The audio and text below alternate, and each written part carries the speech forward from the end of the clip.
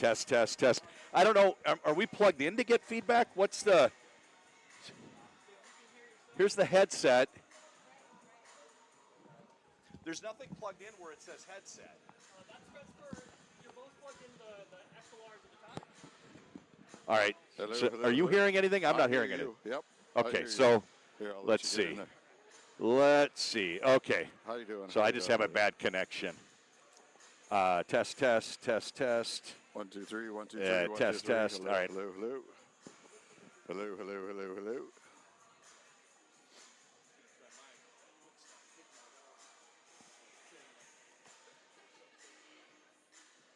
Hello, hello, hello, hello.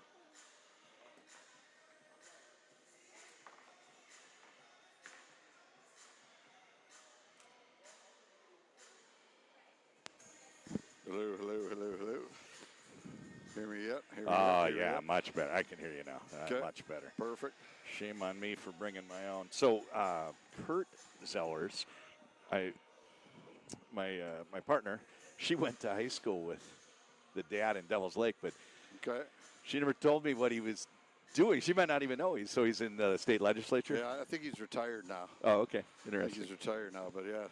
Yeah, so the son's commitment is North Dakota, and makes sense when the dad grew up there. Yep. So we've got 1 o'clock is USA White and Finland. And the late game, we're not going to worry about now.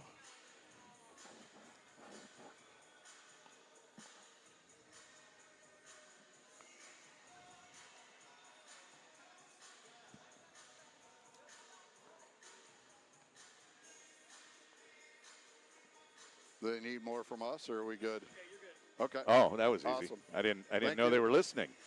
Shout out to the HTP folks and the Globestream Media support. I don't know who's supporting this. Globestream, HTP. All right, so we're all connected. All righty.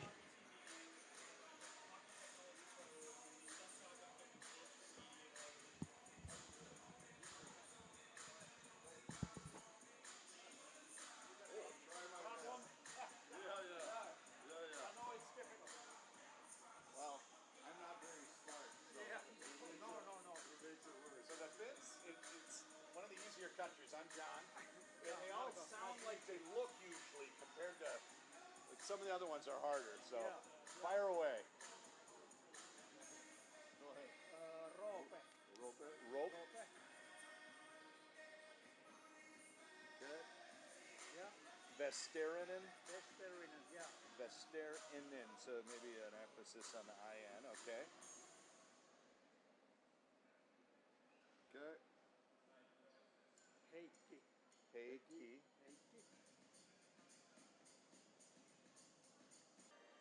Oh, he's a wild pick. Yeah. TV Hari. Kivi Harju. Kivi Harju. Kivi Harju.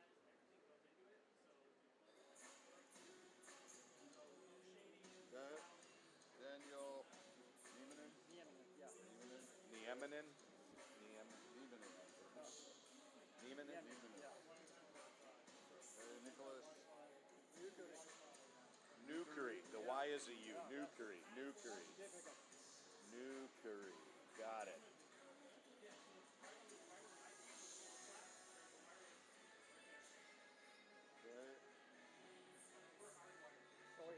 Okay. Soini. Soini. Yeah. Soini.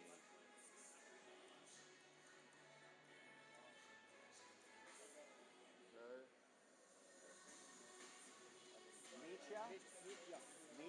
Mitja Jokinen. Yeah.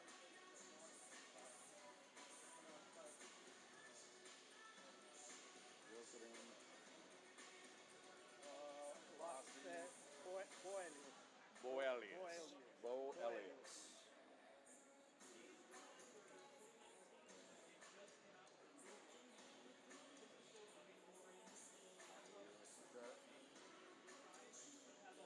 Veikka. Yeah, Veikka. Mononen. Mononen. Mononen. Mononen. Yeah. Mo. Mononen. No.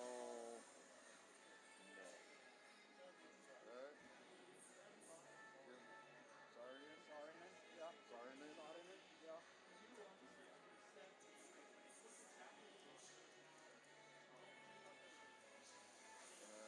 Patrick Kerkola.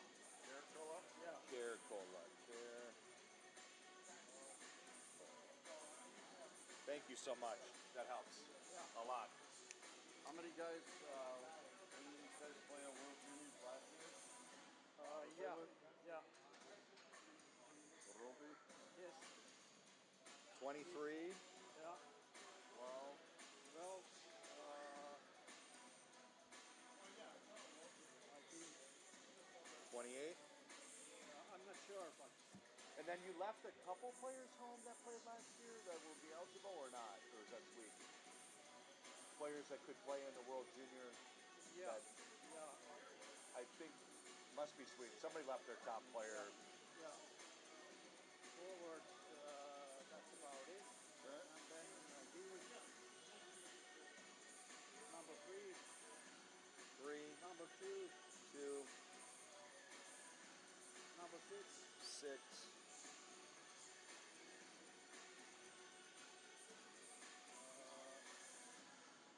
I think those 3. Okay. I checked number 7. Okay. And that makes sense because those are all the 06. Those are all. Goalie is Exactly what's your work.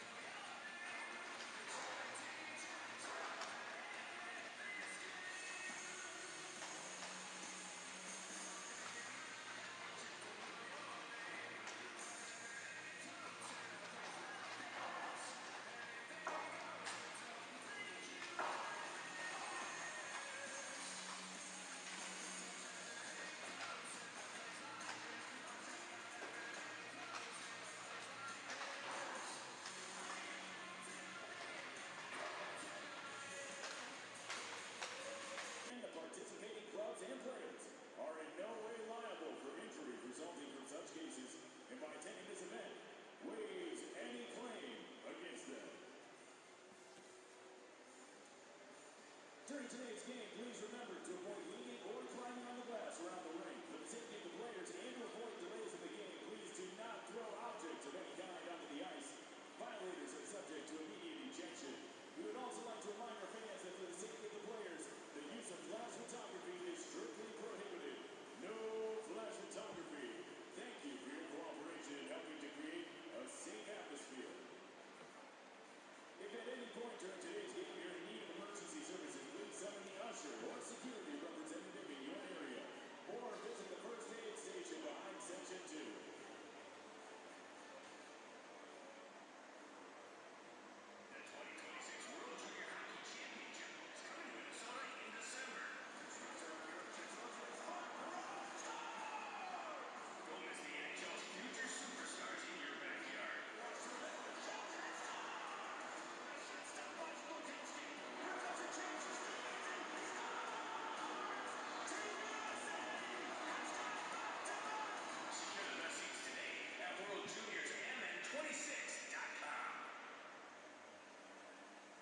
Hey fans, swing by the World Junior Championship booth located in Section 2 and secure your seat at the 2026 World Juniors. The first 100 World Juniors tickets sold here at the Summer Showcase each come with a limited edition WJC hat. From USA versus Canada to the fiercest international rivalries, this tournament is where the next generation of NHL superstars battle for gold and glory. Don't miss your chance to be a part of history. those players was last year also world champion. So Nieminen. Yeah. Okay. 1, 2, 3, 4, 5, 6, 7.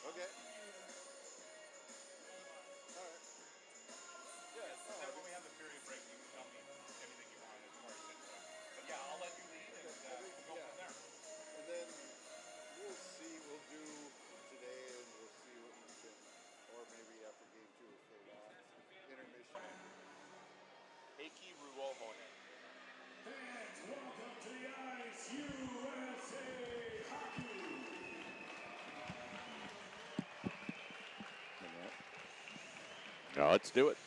Hello, hello, hello, hello. Can you turn my return audio up? It's one for both of us. Which button is it? So the lower right knob. Lower right now. Is that better, Jim? Yeah, but that overmodulates you. Do you sound overmodulated now? Well, this is just the feedback for us. This is the back okay. to the.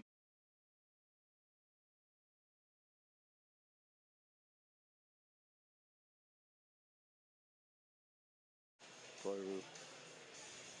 Saaralainen. Ketchinen. Kiva. Westergaard. Kitu. Pekka-Karinen. Kivi Harvu. Kivi Harvu. Nigman.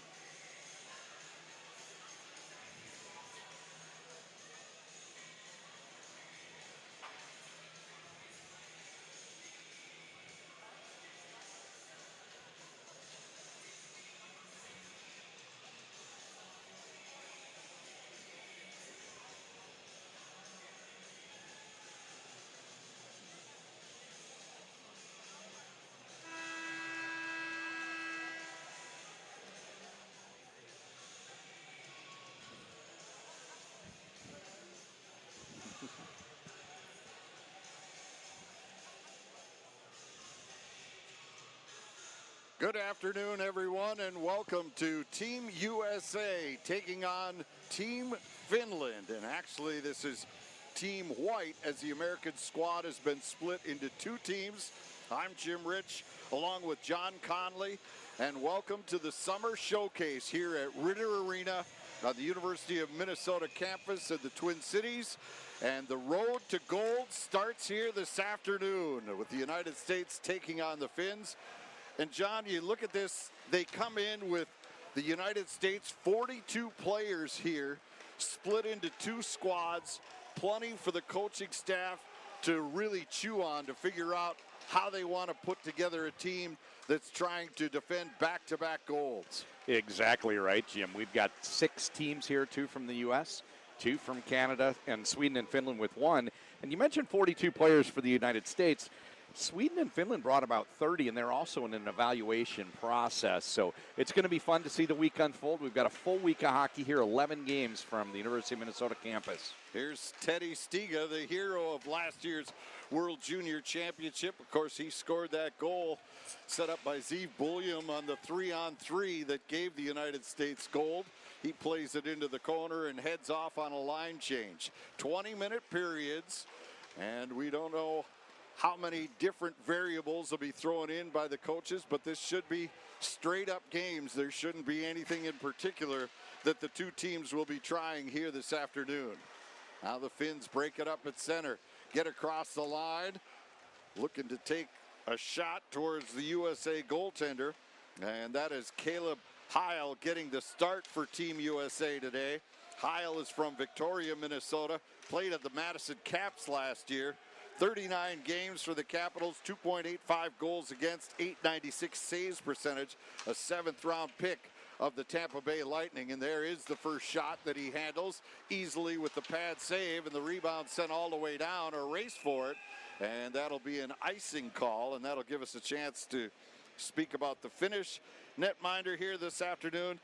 Kim Saarinen gets the call between the pipes. Believe he was part of last year's Finland World Junior team as the backup netminder. They also brought Petteri Rimpinen, who did get to play more. And right. This is a constant evaluation. You mentioned the last championship won by the United States. They've won the last 2. And Finland, very strong. They've won this event 5 times, the World Junior, played over Christmas every year.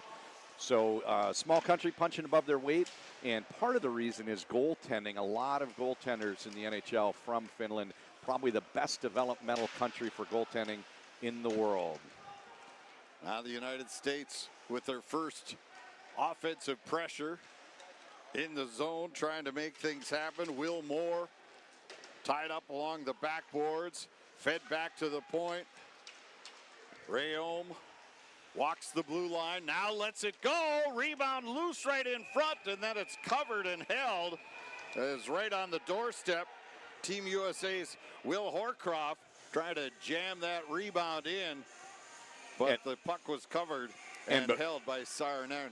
And before we got to the rebound, Will Horkoff, who's measuring 6'4", 181, big boy out front. He was a pest of a net front presence, screening the goaltender, and Saarinen did not see the shot and had to scramble to get the rebound. So we'll watch to see, do they continue to use a strong net front presence like Horkoff as they did at that shift.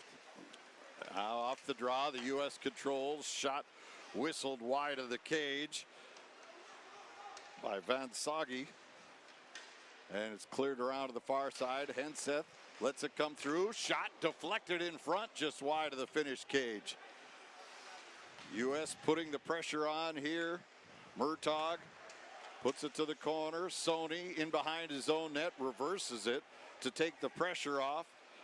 And now the Finns will start back the other way. Pekka-Karinen drops it back. Even Arju sets up in behind his own net as both teams make changes. 16:50 to go in the first. The USA with 2 shots in the early going. The Finns just that one long shot from center. U.S. playing a trap. We'll talk about the rink we're playing on next whistle. Now it's kicked to the corner and stolen away, and the Americans send it down ice. A race for it. Murtaugh after it in behind. Spun off the puck.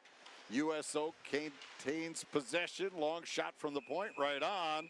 And Saarinen holds that and will take the face-off with 16:21 to go in the opening period. We're in Ritter Arena, which is the home rink of the University of Minnesota Golden Gophers women's team. It's a regulation 85 feet, what you might call an NHL surface. A lot of international hockey is played on a 100-foot wide rink, what we call in North America the Olympic surface. And we did see an example there, Bob Mosko electing to trap. No forecheck, trying to clog up the exit lanes in the neutral zone. We'll see if that trend continues. Now back comes Finland, firing in. Tuva gets flattened along the near side. Another big hit in the corner. U.S. going with a physical back end right now on this shift. Long pass, misfires in the neutral zone, and it's dumped back down into the U.S. end. Back to get it, Gronwald fires it out to center, rink wide rather, looking for Colin Potter. The Arizona State product now comes right in front. A chance right on the doorstep for Stiga. The BC product couldn't knock that one home. And the Finns come back the other way through center. As we go up and down the U.S. roster, both teams white and blue, we see a lot of size at forward. And one exception is Colin Potter, who's an average-sized player. And he went into the corner, and this is what he's known for. He's very crafty, and even though he's smaller, he comes out with the puck a lot. Found Stiga there for the game's first real good scoring chance.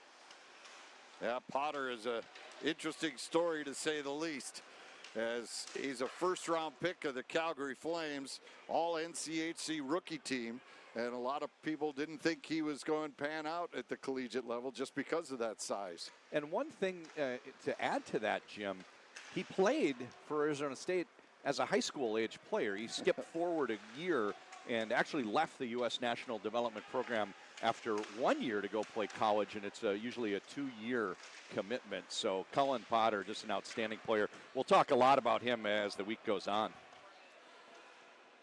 Yeah, he was actually committed somewhere else, but he didn't want to stay that second year, and Arizona State gave him the opportunity, so he jumped right in, and he's the first Sun Devil that's ever has become a first-round draft pick. Puck dumped in deep. Rayom back to get it. Plays at the University of Michigan after 2 years with the National Team Development Program.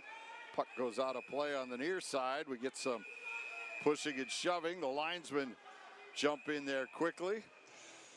Kind of a fun fact worth mentioning. We did some game prep, and we're talking with a representative from the Finnish national program, and he mentioned Saku Koivu's son playing in this game, and it's very normal when you're watching the World Junior to see sons of NHL legends. The last 2 names we mentioned on the U.S. team, Dakota Rayom Mullen is the son of Manon Rayom, and Cullen Potter, the son of Jenny Schmidgall Potter.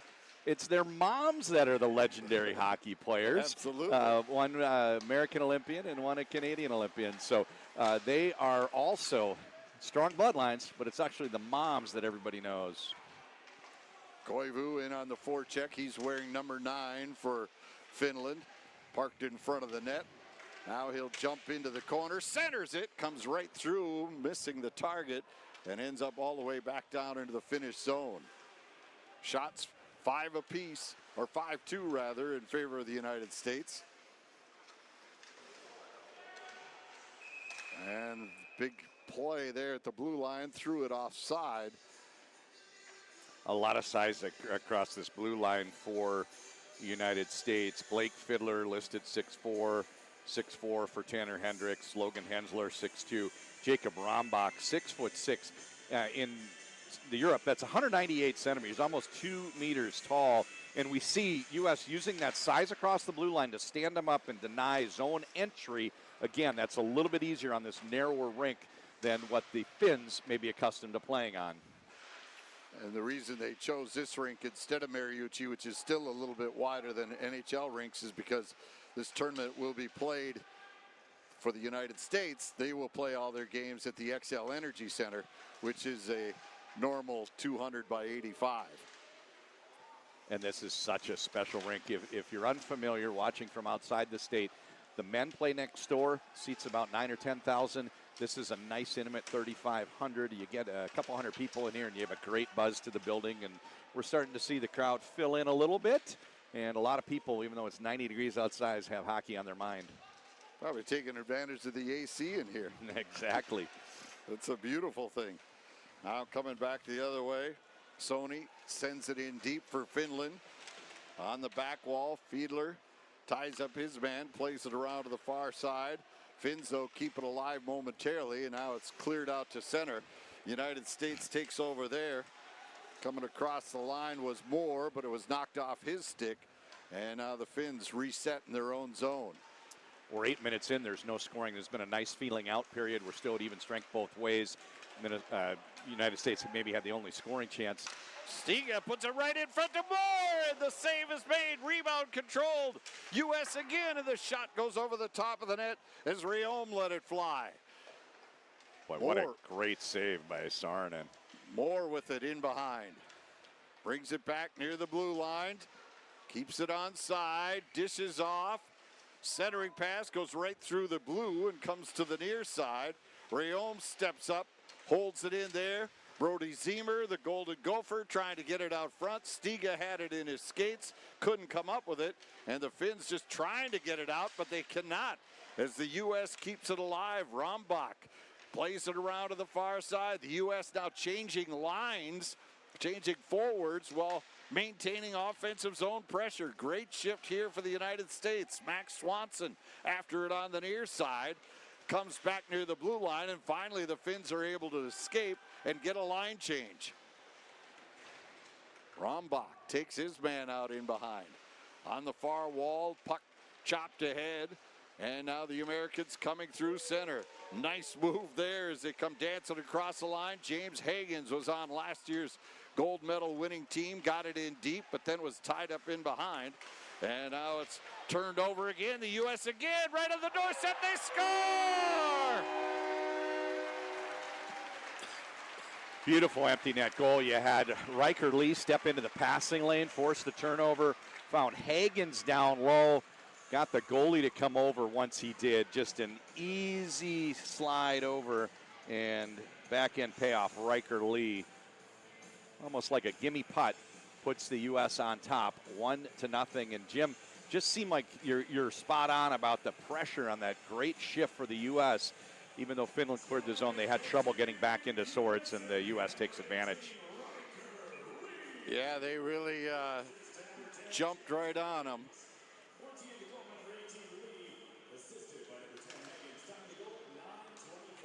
9:25, time of the goal. Hagens gets the lone assist. And yeah, the Finns really got bottled up in that flurry and had some issues. Now here's a chance, penalty coming up on the U.S., and they score. So Finland answers right back, and we're all even at a goal apiece. They jammed it in, and the officials look like they're saying it's a good goal. What a play by Heikki Ruohonen. I think at any level you're looking to see how teams respond. He got free, challenging the defender, got around him. Hensler pulls him down, puck loose in the slot, and then it's tidied up by Rupa Vesterainen. Rupert Vesterainen makes it 1-1, and always interested to see how teams respond after giving up a goal, and boy, did Finland ever punch back. Just a few seconds later, we're tied. That's a huge response because it,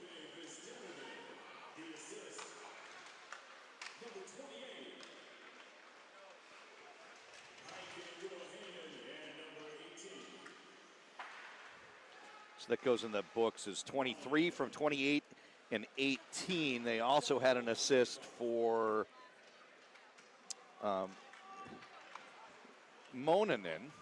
So Monanen getting an assist on the goal, as well as Ruohonen, and cleaning up the mess down low. Not afraid to get to the dirty areas, Vesterainen, and what a response by the Finns. And Jim, they came out after that, got a good zone entry off the draw and had another nice shot on goal. Shots have leveled out, and they're really looking strong following up after giving up the goal.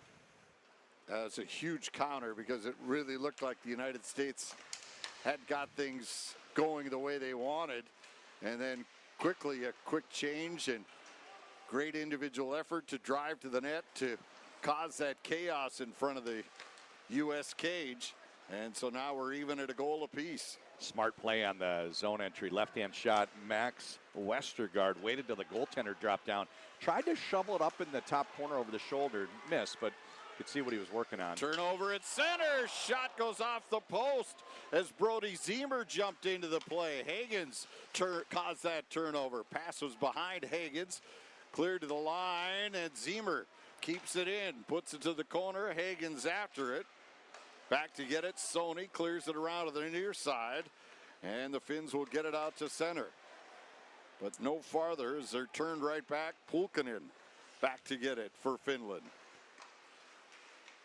8:15 to go here in the first period. 1-1 the score. Rink wide feed. Picked off, but Potter brings it in offside as the U.S. was just a little too excited at that turnover at the blue line. And a couple of players jumped in ahead of the play, including Riker Lee, who's got the United States goal. So the U.S. has created those two scoring chances, the one goal and then the post, off of turnovers. This time, it was James Hagen stepping into the passing lane. So with this pause, I'm guessing that the word on the Finland bench is to make sure that those exit passes, if they're not going to connect, throw them into a harmless area rather than throwing them into a spot where you've got a white jersey, because the U.S. is really pouncing with a strong neutral zone for scheme getting into those passing lanes. Yeah, that top line of Hagen, Stegen, and Ziemer really getting some good looks for the United States. You can see the chemistry quickly coming back as all three of those guys were part of the U.S. team that won gold last year. And their experience is showing here in this opening period. And you mentioned that word chemistry. When we look at the rosters, these are players playing on different junior teams, different college teams. In the coaching, doing the evaluation 5 months, 6 months before the actual event, they have an opportunity to find out which players may mesh and gel with other players. A lot of them in the U.S. have come up through the National Team Development Program, and here's a chance to sprinkle in some seasoning and find out some other players that might work as well. Yeah, it is amazing. You go over the lineup and players from coast to coast now. You got California players, you've got East Coast players, Minnesotans, kids from Michigan, Illinois. It's astonishing how the footprint of USA Hockey now goes from coast to coast. You're watching this game on USA Hockey TV, and I think one of the talking points about the national program is what a great job they've done in getting U.S. representation At the same time, they've greatly strengthened the product. U.S. has won the last 2 World Juniors, and that's a great bellwether on how strong hockey is in the country, because once you get a little bit older, the players at World Championship level just don't get together very often with so many playing professionally. So U.S. has won the last 2, and they'd love to tack on a 3rd here in front of the home fans next January. That'll be at the XL Energy Center here in St. Paul, and at Mariucci Arena. That will be the secondary rink for this year's World Juniors. The U.S. will be based out of St. Paul. Quick shot turned away there as Cullen Potter tried the short side, but the stick save was made by Saarinen. Now Potter again across the line. Runs into 3 defenders and had it taken away, and it's chipped back out to center. U.S. taken over there. Rayholm plays it rink wide. Blake Fiedler back to get it. Son of Vern. Played 14 seasons in the National Hockey League, did his father. Oh, nice move up the wall by Koivu. Take it to the corner there. Puck comes back near the blue line. Held in. Now on the back walls. Saarinen trying to keep it out front, but that was broken up, and Team USA pushes it out to center. At the line, stood up there was Kosnicka. Gronwald holds it in. Boy, what strength on the puck by Moore. Hounded by 2 players using one arm. Somehow managed to keep possession. Now he's fighting a battle down low. Moore brings it back to the point. Fed back in, gets by Moore, comes to the near side. Gronwald pinches in, comes up with it. Carries it to the corner. Tied up there. Following in, trying to knock it free is Versaghi. Yeah, a lot of board battling. The game has been pretty wide open so far, and all of a sudden it's kind of slowed down this shift, and the U.S. trying to fish that puck off the wall. I think the Finns want to slow it down a little bit. They don't want to get into a up and down battle with Team USA, because there's definitely more talent there. Yeah, Finland, a country of 5.6 million people. That's the size of Minnesota. Minnesota 5.7 last census. So it's a smaller player pool to draw from, and they have taken a lead. Wow. Wow, what a goal. Coming right out of the corner, wrap around and putting it home, and the Finns now have the lead as they take the lead on the wraparound tally here with 5:19 to go in the period. It's Kuda that comes in behind Pikkarainen, and you can see they're doing some battling of their own. And when he pulled around the goaltender, he didn't try to stuff it into the near post. You see goaltenders having no trouble getting over from post to post. He knew there wouldn't be anything there. He made a goal scorer's move. He actually paused, took it around a little bit wider, and he sent it just inside the far post. What a beautiful goal for Jesper Kuda. And Finland, which had 2 bad shifts and fell down 1-0 a couple minutes ago, 5 minutes later has taken a 2-1 lead. They've got momentum on their side and really making a good showing for themselves here in the opener of the Summer Showcase. Now Hensler back to get it for the U.S., throws it to the finish line, broken up there, and the Finns take over. It just shows you the talent level in this, right? It looked like a nothing play in behind the U.S. goal, and a quick turnover, and it's in the back of your net. Kuda jumping on that. USA Hockey has done a lot of sports science studies and looked at athletic development, and there's a model, the long-term athletic model, LTAD, that powers their ADM. So anyway, getting deep into the weeds about how players develop, they always use Finland as an example of a small population nation, and they keep players exposed to all other sports. A lot of these players probably playing soccer up through age 10 or beyond. But when they get to these teenage years, they focus, and it's a lot of attention on hockey training, and the benefits are pretty clear. They punch way above their weight, having won World Juniors quite a bit often with a population the size of the state of Minnesota. So great start for the Finns, and this is what we came for. We want to see the best against best. Moore gets shoved to the ice, and so the United States has to regroup. Fed to the far blue line, tied up there. U.S. trying to get it in. Lee sends it to the near side. Koivu back to get it for the Finns. Swings in behind his own net. He'll come up the near side. Gets it ahead. Rukkinen at the Lou line was offside.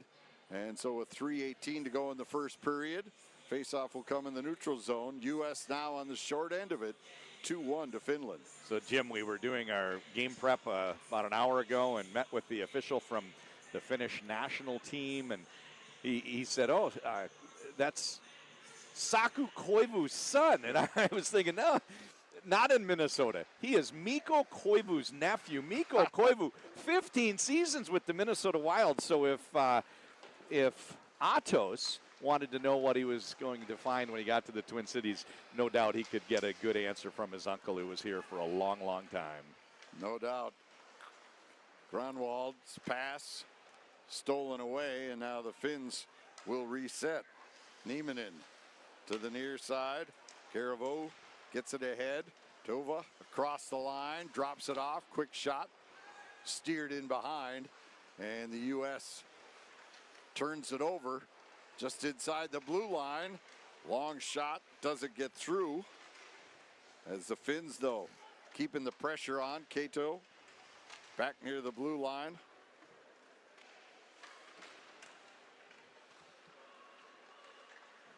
And finally, it's pushed out to neutral, dumped in. From there, the U.S. will make changes.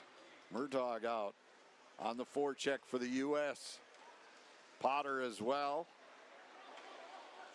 along with Versaghi. This is Soini. I'll talk about him when we get a whistle. Soini makes a back pass. Now in. Finns looking to center, comes in front. Loose puck there is covered by Heil, and he'll take the draw with under 2 to go here in the opening period. So Finland brought 8 defense, Jim, and Okay. Soini is the lone right shot. In the U.S., it's a lot more prevalent to have a right shot. In international hockey, I saw a game at the Five Nations once with Switzerland, one right shot on the entire team.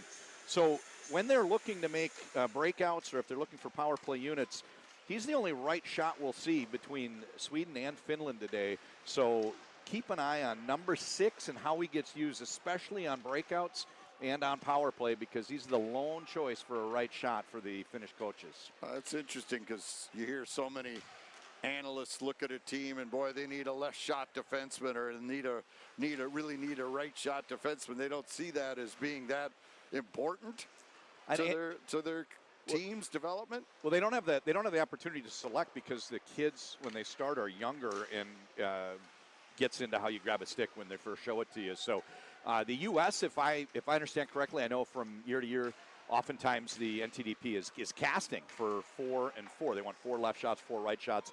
I don't know if it's every year, but I know it's common that they're trying to balance that out. Right. And it's just not an option when you look at the best players that come up through the development in the rest of the world, and certainly we're seeing that today. And the game at 4:30 local time with Sweden, they do not have any right shot. So if they want to get someone on the blue line, they're going to have to use a forward and back. Stiga forces another turnover. There's Hagens with a shot.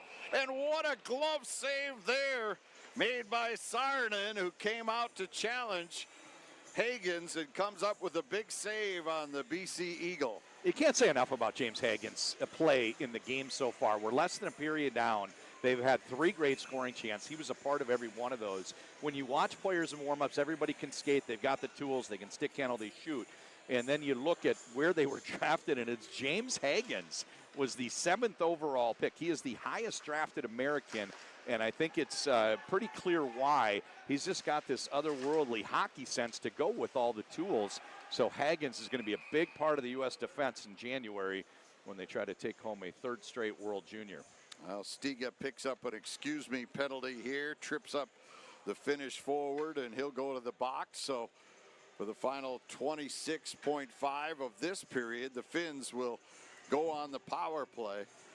So let's watch for number 6 and how he's used. So this is a power play unit, and he's lining up. It looks like they're going to use him as a trigger man, top of the circle, because and then 17 rolls back Tuvas, now he's with the puck. He's typically listed as a forward, and he starts out. So they've got the right shots as the triggerman, top of the circle, and an umbrella with a left shot. We'll see if that changes as they move the puck around. Puck loose, pushed to the corner, just 5 seconds to go in the period. U.S. gets a big clear, and that will do it for the first 20 minutes. Finland, even though they are outshot in the period, 9-7, they have the lead 2-1 on Jasper Kuda's wraparound goal late in that period. So 20 minutes in the book. John, what did you take away? What was your thoughts on what you witnessed there? You know, I saw a lot of resiliency from Finland. They had 2 bad shifts, gave up a goal and fell down, and it was just a few minutes later they were ahead 2-1, and certainly looked like they're very comfortable and have an equal chance in this game, if not better. So that's one thought, and the other is, I'm sure you're like me, where we walk in, it's 90 degrees outside, you're thinking about other things, it's golf season here in Minnesota, and it's pretty clear that both of these teams are really ready and in shape, and that's kind of the nature of elite hockey at this level. It's a year-round endeavor, and the teams had a few practices to get going here, and it looks like mid-season form for the players. You never know there's any off-season or rust. Yeah, I think the big things that the United States is looking for this tournament from what they lost is goaltending. I think Trey Augustine aging out of the program, I think that really is going to be something that everybody will be looking at here, and obviously how they do when they go back to their respective teams between now and when they're called back together in December. But I think that's something that the United States is going to be looking at, and perhaps some firepower as well up front. The U.S. always has a lot of great individual scorers, but in those tournaments, it takes a different type of player to get yourself over the top. And you mentioned Hagens in that first period and how he is such an elite talent. There's some players that Bob Motzko's going to have to look at. I think it's 8 or 9 that are eligible to return to this year's team. And so those, I think, are the things that they'll be looking at. And I'm excited to see when Hudson hits the ice in the second game. He is an incredible talent. I think he's really going to be a key factor for this U.S. team as far as getting them transitioning from offense to defense. I think especially at that stage, he is a player that can do damage at the World Juniors. Yeah, and you mentioned the goaltending, and elite level international sports are very competitive, and the U.S. showed up with 5 goaltenders. So it's a feather in the cap to be included in that group. But every one of them wants to be one of the 3 that gets the nod to go, and one of the 2 that gets to play in the event, and the one that gets the call if they make it into the medal games on the last day. So let's take a look at who the U.S. has brought this week. They could invite someone next January, December. That's not here, certainly. Correct. But the list right now has Caleb Heil, who has the first period down. Also rostered on white are Patrick Quinlan and Nick Kemp. And rostered on the other team are Cam Hendrickson and Jack Parsons. One common thread there is they're all pretty tall, 6'1" for Quinlan. 3 of them are 6'2", and Parsons is the largest at 6'4". And you look at some split squad games and then the end of the week, they might get in, let's say, 3 games, Jim. And in those 3 games is their audition to impress the coaching staff and let Bob Motzko know that they're better than the others. And that's a lot of pressure. So it seems as though it's kind of a nice event, maybe a pass and giggle. But then you look at the competition going on, even within your own program, and it's certainly a lot of pressure on these goaltenders. So that's another thing that we should watch as the week unfolds. Well, and as you mentioned, Finland has been in these world championships, whether it's at this level or at the Olympics. It's because of their goaltending. They have found a formula to develop elite goaltenders. Look at the National Hockey League. It's littered with goaltenders that have Finnish roots. And so the United States over the years hasn't developed as many star, if you want to use that as a term, goaltenders compared to the forwards that the United States has turned out, the defensemen. And so it'll be interesting. Trey Augustine was a guy that came up through the program and turned out to be a big reason why they have won back-to-back golds. He's no longer here. And so that means one of these five will have to rise up, because usually in a tournament like that, when you hit a goalie, you ride that hot hand. Yeah, and I'd be remiss, you mentioned Trey Augustine, I'd be remiss if I didn't mention 2 years ago, my son's great friend, a boy I've known since he's 5, Jacob Fowler, splitting time with him in the World Junior when they won a couple years ago. So that was the 04-05 birth year. Last year, the teams were predominantly 05-06. This group today, they were born in 2006 and 2007. They'll all be 19 or younger on New Year's Eve. And it is the nature of the smaller nations, Finland, Sweden, they're oftentimes a balance of those two. So they're usually returning almost half of their roster. I think it tends to be a little less in the U.S. and Canada. And we are trying to see, of the players that are not returning, which ones are going to carve their way into the lineup. And you mentioned that opening in goal where they're clearly looking for someone to demonstrate that they can take the lead and be the number one goaltender, as you're not going to get through a gauntlet at the World Junior without strong goaltending. It's just, there's just too many teams. It's such a great event every year. Not when it's single elimination. Yeah, that's true. You get the pool play followed by the quarterfinal, semifinal, final. Yeah, one bad day. And you run into the hot goalie, right? Sometimes the U.S. has had some real good teams, and Slovakian will have 50 saves in the first day in the quarterfinal.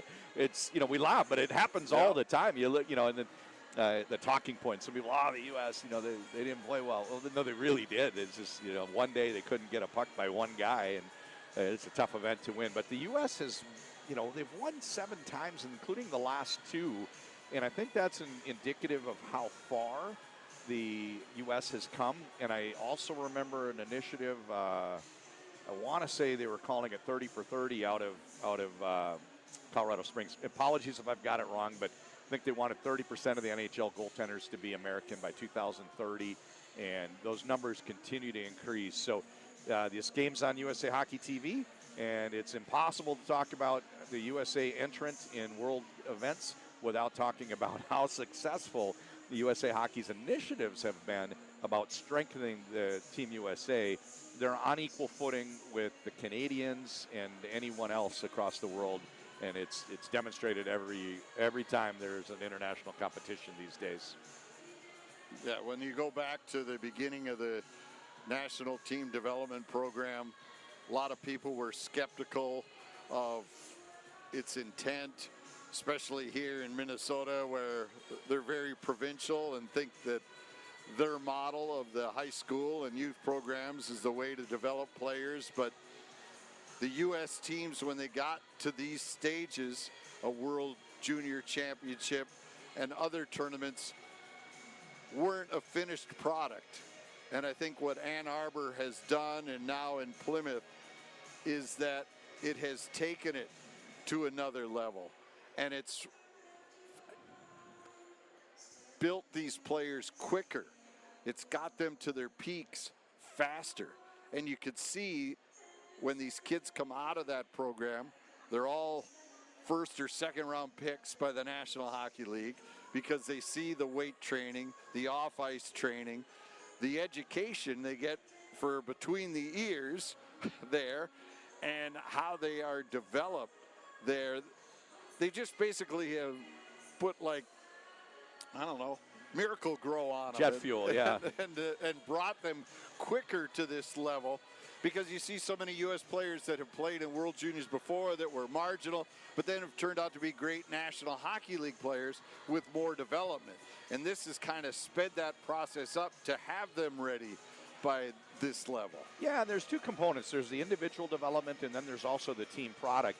And when you're talking about the U.S. on the world stage, a lot of it is getting into coaching systems and the schemes and working around that. And what the National Development Program results in, for those unaware, it's a 2-year commitment where players will leave around the time of age 16 to 18, and they'll play full schedule, some international competition, and they'll play against much older players. They'll play against college teams, and they'll play against junior teams when they're just 16 years old.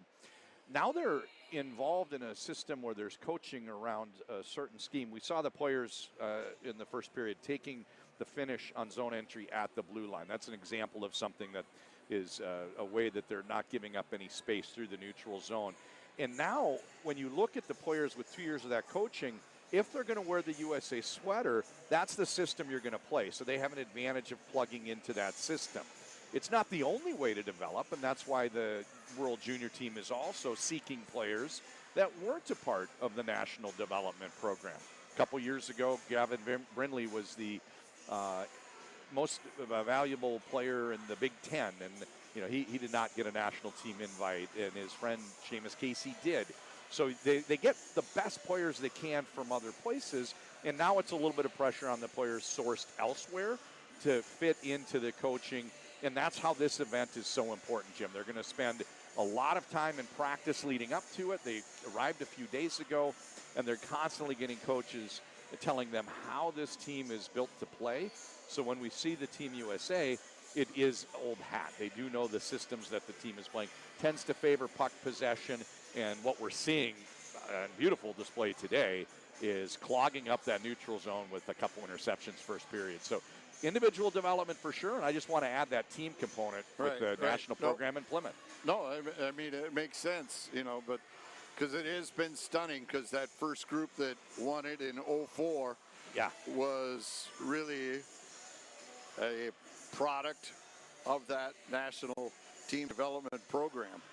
And Ryan Suter, Zach Parisi came up through that, and so many guys on that squad carried them to gold when they beat Canada in the gold medal game, taking out Marc-Andre Fleury. So it was an impressive showing by them, and ever since then, the United States goes into these tournaments. I mean, you think about it, before 04, like the first 25 years of this tournament, I think the U.S. had maybe two bronze and a silver. I mean, yeah, it was a Russian and Canadian event without question. And you mentioned 2004. I just want to point out the players in this game weren't born. We get to our age, and it's like, oh, that wasn't that long ago. But they see the recent history. The U.S. has won 3 of the last 5.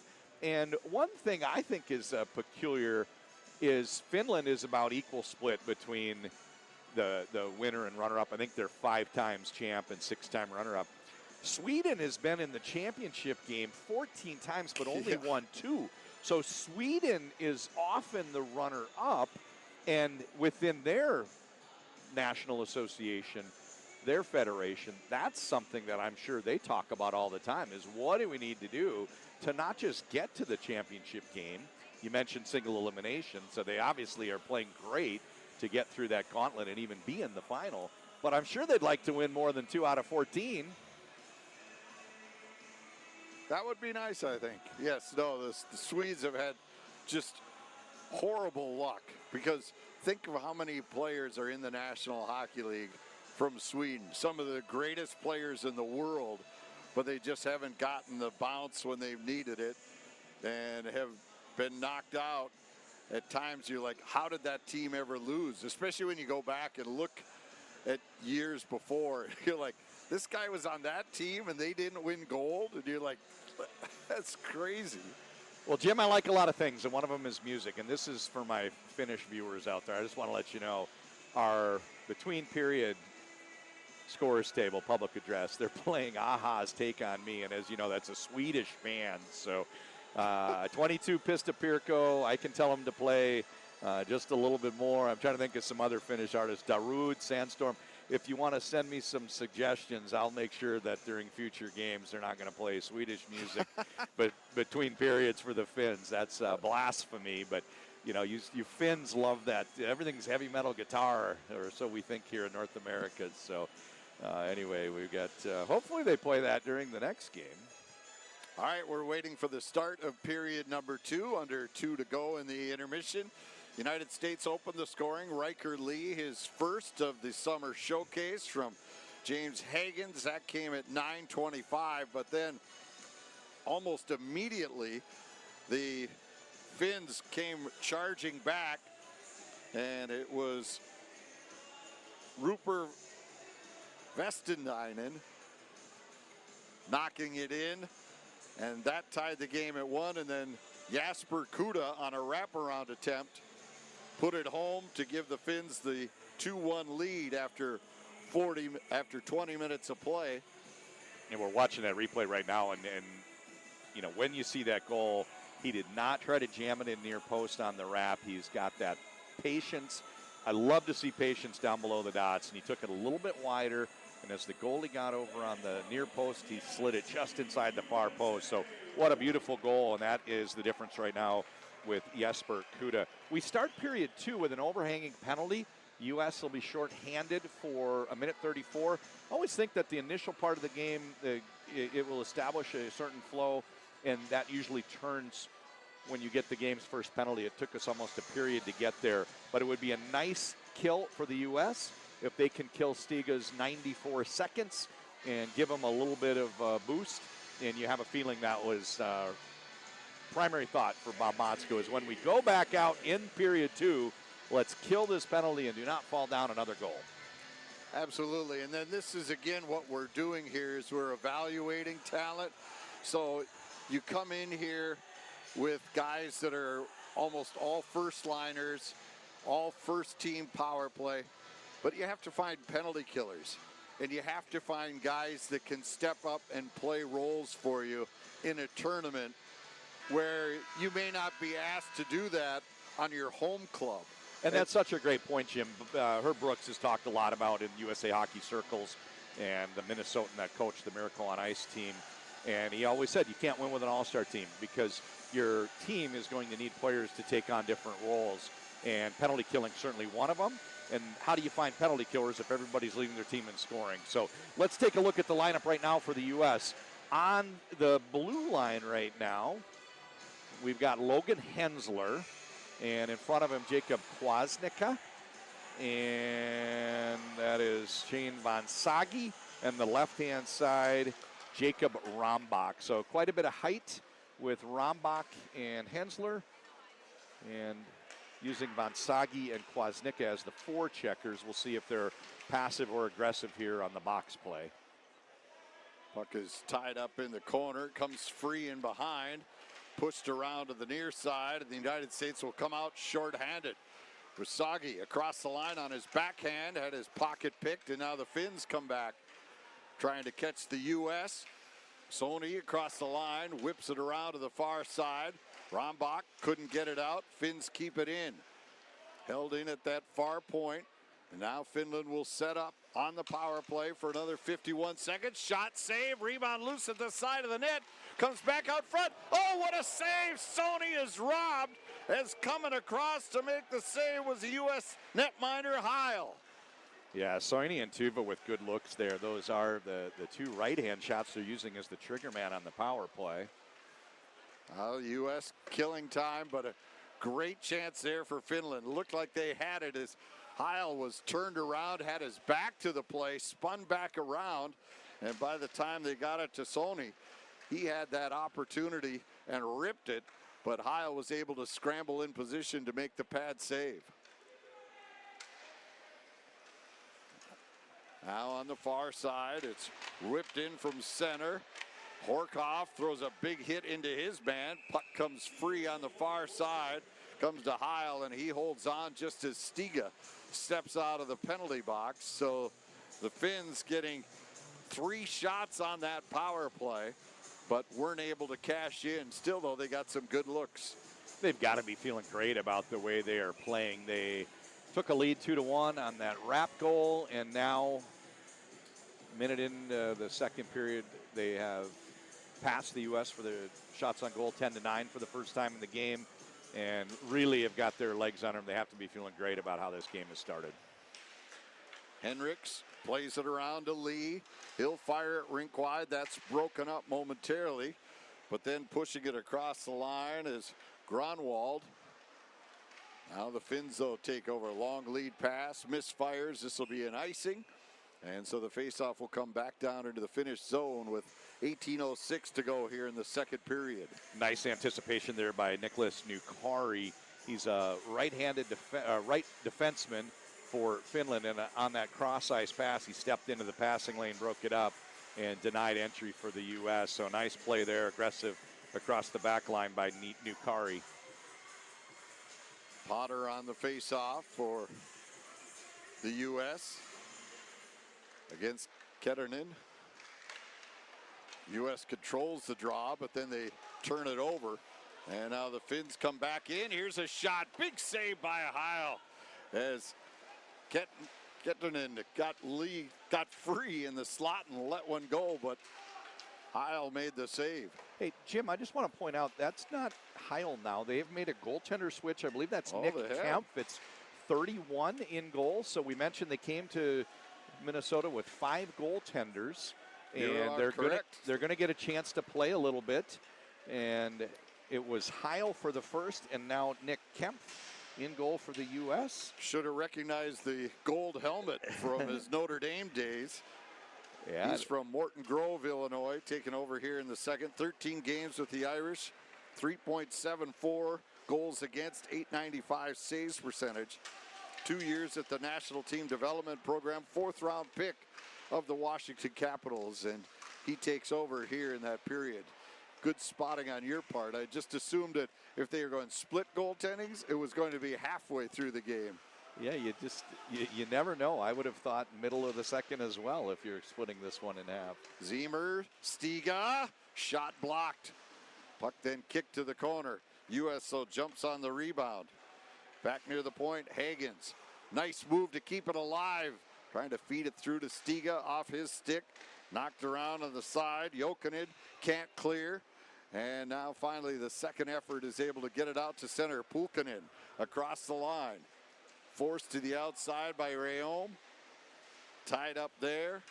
Puck comes free and the U.S. jumps on it. Hagens through center. Goes to the corner. But he's beaten to that puck by Nieminen. Nieminen now takes it in behind. And he'll start out with it. Forced back on the forecheck as Kuznicka was on him. Finns, Koivu gets it ahead, and finally they bust it out to center. But Rambach back to get it. Tips it ahead. U.S. comes charging across the line. Carrying it deep, Murtaugh drops it back. Now to the point. Hensler, nice move, keeps it alive. Looking for room, drops it off. Rambach. Indirect pass, kicks right out in front. Backhand shot right on, and the save is made. Good chance there as Murtaugh got that indirect pass off the boards. Now driving to the U.S. cage, and the save is made there by Nick Kemp, and he puts it in behind. Another play by Heikki Ruohonen. He has been very active as a forward for the Finns and really looking good at returner from last year's World Junior team. Yeah, they do, for as few chances the Finns are getting as far as the opportunities, as far as puck possession in the offensive zone, but when they get a crack, they really make things happen. It is crazy how skilled they are. Now the U.S. with an opportunity, driving to the net, knocked down. No penalty call on the play, and smashing into the end boards is Will Moore, and he's slow to get up. He's still hunched over, now skating to the U.S. bench as he went down hard, trying to drive to the net. Sony back to get it. Plays it ahead at center. Coming across the line. Saarinen dumps it in deep. Tuva on the far side, stripped of the puck. And now the United States will come back the other way. Heikki is one of the few players on the Finland team that has played in North America last year, played junior hockey in the U.S. Hockey League and is off to Harvard University for his college hockey, so he's a smart one as well. I guess. Now on the near side, the Finns coming out through center. Busted across the line. Kuda let it go, and the save is made by Kemp, and he will hold on for the faceoff.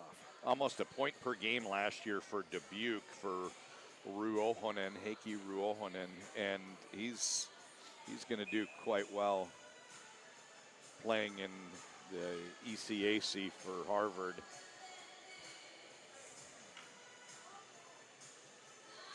Taking a look, you saw there, Will Moore went down. And he's a Boston College commit, going to BC this year. Hopefully he's going to be all right, and we'll see him back out there. We'll keep an eye for 28 more. Hagens now to Stiga. Cuts to the near side, now cuts to the backhand, takes a shot, and scores! And we're tied at 2. And the U.S. has drawn even. Saarinen made the initial save, but I think the puck had a little bit of momentum and rolled across. It might have been tipped one more time. We'll take a look at the replay here. Rayom was right on the doorstep as well, the defenseman. Might have hit his skate inadvertently and gotten through because the puck is down low by the goaltender's pads, and next thing you know, it slid across. So they might give it to Dakota Rayom Mullen, and it was Teddy Stiga on the rush. Nice little quick inside-out move, that quick lateral juke to the outside that set up the shot. So Stiga does get the goal, so apparently it bounced off a Finnish defender.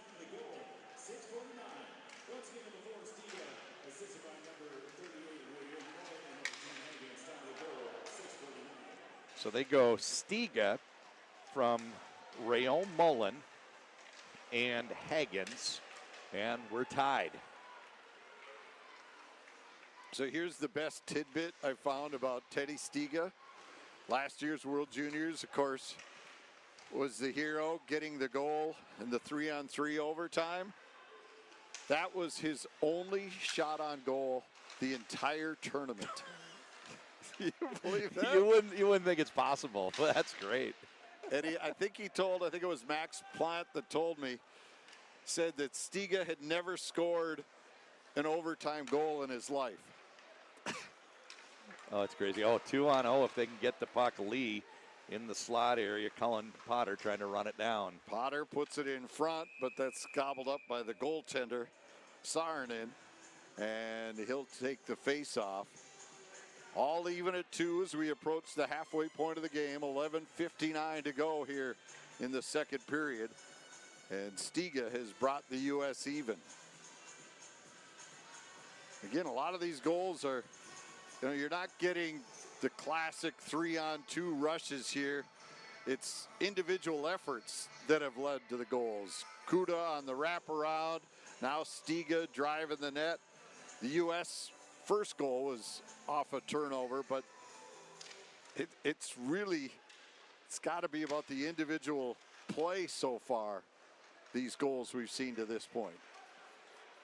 Yeah, I've got some thoughts about what is and what isn't a pretty goal, and I really had some advice I was given by some folks that made me kind of rethink things, so we'll get to that next whistle. No, go right ahead. People can see what's going on. They're watching. You okay. go right for it. So Vinny Prispal played for the Tampa Lightning and ended up coaching youth hockey in Florida, and I coached against him, and his team had won a youth national championship, and they were so hard to coach against because they'd get inside the blue line, they'd send players to the net, and the puck would be delivered, and it always came in on the ice. Okay. And I said, your team's so here's your goaltender change. We're going back to Caleb Heil, which makes me wonder if this might have been an equipment issue. So he said, in the NHL, there are not that many pretty goals. So what we're trying to do is find ways to get to where goals are scored. And then I watched the women's Olympic team from Canada practice, and they spent a ton of time with the net front presence and a shot into the goal and somebody trying to quickly turn it with a redirect or get the rebound and send it in. And I thought, well, if you're teaching players to do that, what we used to call the greasy goal. Okay. Maybe those become the pretty goals. So we did see a couple of them so far where there's a scrum down in front using Horkoff as the net front presence, as the screener. Right. Didn't lead to a goal, but then you realize those aren't accidents. Those are things that are designed plays. So being able to do those creates more scoring chances when you're against a strong skating team like the NHL or the World Junior, because you're just not going to have that much time and space to create all the passing to get the players out of position for a clear shot. I like it. I like it. That's good. Now, at the timeout, there was a switch of goaltenders, and Heil is back in for the United States. So maybe it was an equipment issue, and he was unable to start the second period. And so now he is back in after a couple of good saves made by Nick Kempf. Because Finland had some chances. And usually don't change a goaltender and tell him, oh yeah, you're shorthanded to start too. But he had to go in there to Kempf, and he came up with some big saves. So that'll certainly go down as a win for him, that shift. Now here's a chance right on the doorstep, and that's a win for Heil. He comes up with a huge save, as right on the doorstep was Adeyoki, and trying to get it up top. But Heil comes up with a big save there.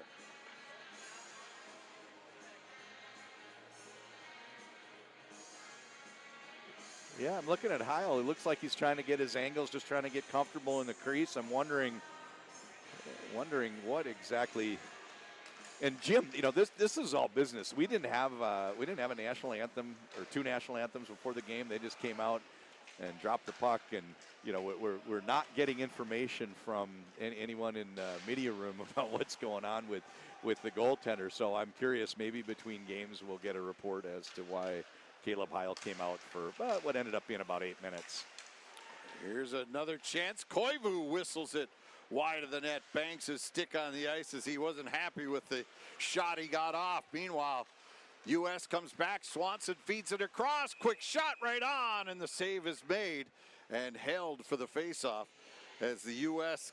getting another opportunity, that being Cullen Potter.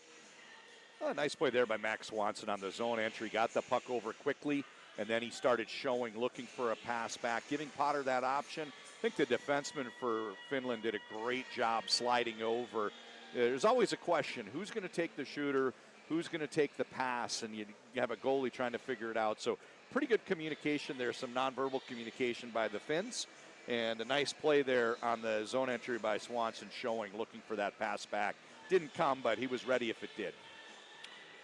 Shovelers are out. There are no commercial or TV timeouts during these games, so the closest stoppage to the halfway point of the period allows the Shovelers to come out, take off any of the excess snow. Commercial-free hockey, you gotta like that.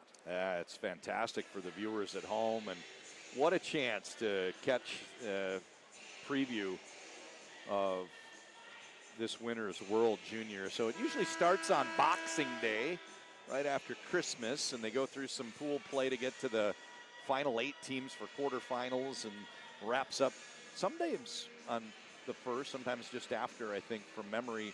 In the U.S., that's on NHL Network. In Canada, it's on TSN. And I don't know about the coverage in Finland. And I guess... Oh, yeah, they have it. I've watched it there.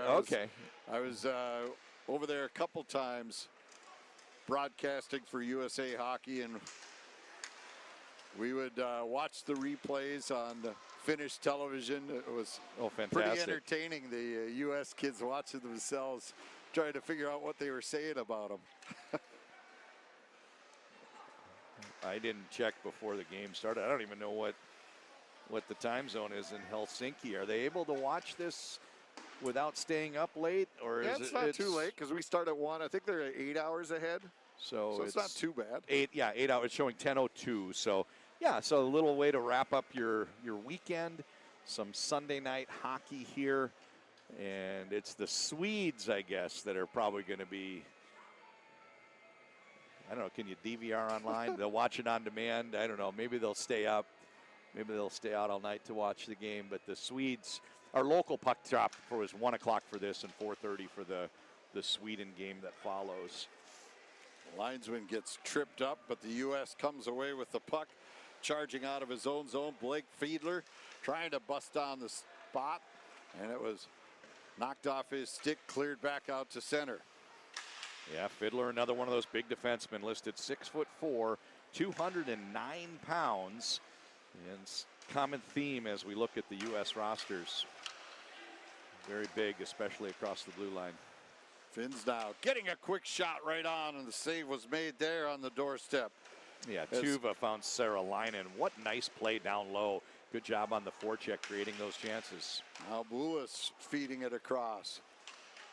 Finns getting some opportunities here, keeping the U.S. pinned down. Here's Kuda.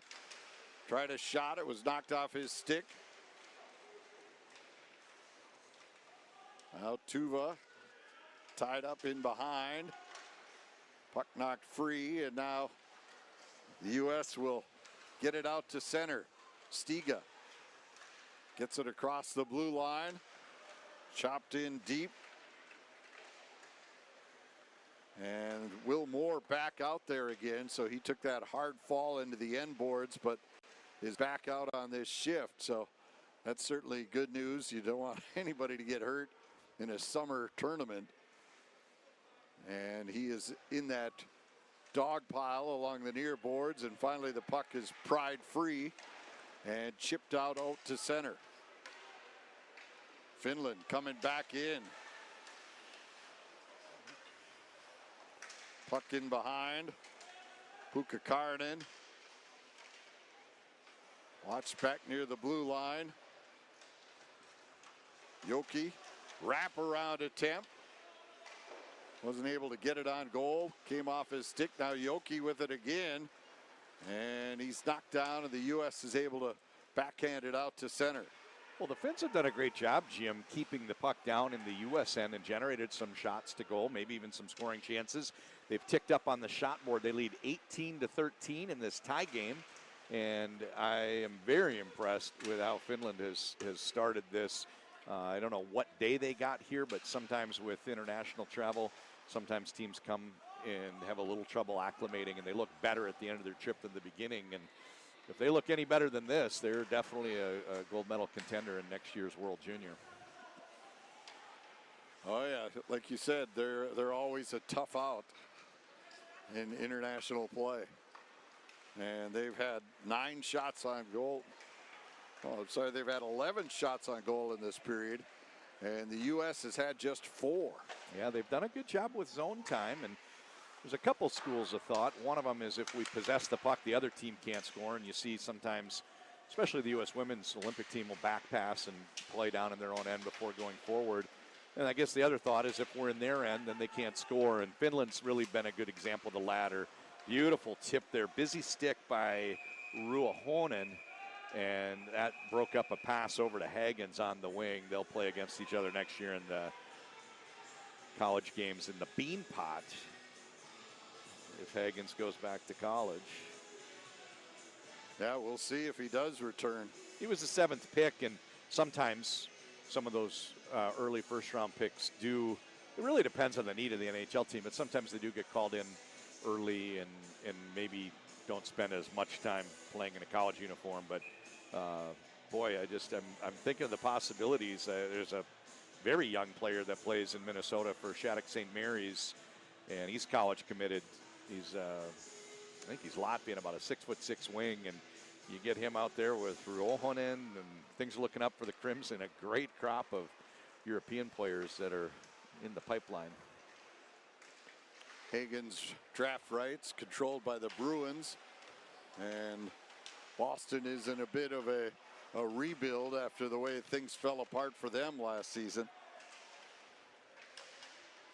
And trading away Brad Marchand, really, that team really nosedived after they moved on from him. So maybe Hagens' timetable will be moved up by the Bruins. And that's one thing about the World Junior. It's every NHL team has players that are drafted playing in it. And interestingly enough, we're in the state of hockey here, which is the slogan used by the Minnesota Wild NHL team. And USA White does not have any Minnesota draft picks. They have some Minnesotans, but no Minnesota draft picks. And Finland does. Finland has number 3, Aaron Kiviharju, who was drafted by the Wild in the 2nd round. And there he is taking the shot. Oh, no, it wasn't him. That was Jokinen on that far side. 2, not 3. And that was turned away. The U.S. comes back in. Cross the line. Penalty coming up here. And so now the U.S. will get a chance. Their first of the afternoon on the power play. Tripping is the call. And getting the gate is Mitchka Jokinen. And so the U.S. gets a chance to regain the lead. They had a 1-0 lead early in this hockey game. Finns came up with 2 late in the first period, and the only goal in the second belonged to Teddy Stiga. Yeah, so real curious to see what the personnel is. Stiga out with Ziemer and Hagens across the back line. They're using a 4th forward, Max Swanson, and they win the draw back to Hensler. And special teams are so important, Jim, at this level. You have the great goaltending and teams can all skate. You get very few scoring chances, and a lot of them will come when you get the occasional power play. So we'll see if the U.S. can get to work. Fed across, Swanson puts it in front, now back to the point. Hensler with it, near side, Swanson. Tried for the quick deflection by Stiga, that was knocked away. Now Hensler's shot through traffic just sails wide. Ziemer in front of the net providing the screen, but it's broken up and cleared. U.S. quickly attacking again, right back in across the line. Hagens picks it up in the corner. Centering pass, quick shot deflected over the top of the net. Rebound controlled by the U.S. Pass is off the mark, comes back out to center. And Horkoff had it in his skates, settles it down, but is forced to dump it back further into his own zone. Finns, though, come up with it shorthanded. Quick shot right on, and it is held. Great shift there, penalty killing Y by the Finns, and now they'll get the offensive zone draw while being shorthanded for another 57 seconds. And who other but Heikki Ruohonen and kind of a one-man wrecking crew there on the penalty kill forecheck. Got the turnover and got the shot to goal. Super fun for me to watch some of these players that I saw when they were younger. And Logan Hensler was out on the tip of the umbrella power play just 1 year in Minnesota high school before he went to the National Development Program. But what an impact he had for Hill Murray, and just a player that was clearly beyond his years with his short time in the Minnesota high school uniform. So it's fun to see him take on a big role with U.S. National Program, and certainly a candidate to play in next year's World Junior and return for the second time. Lee wired that one wide, trying to go on the stick side, and it goes all the way down the ice. Yeah, Hensler is now a Wisconsin Badger, but as you said, he had 7 goals, 17 assists in that 1 year at Hill Murray, and last year at Wisconsin.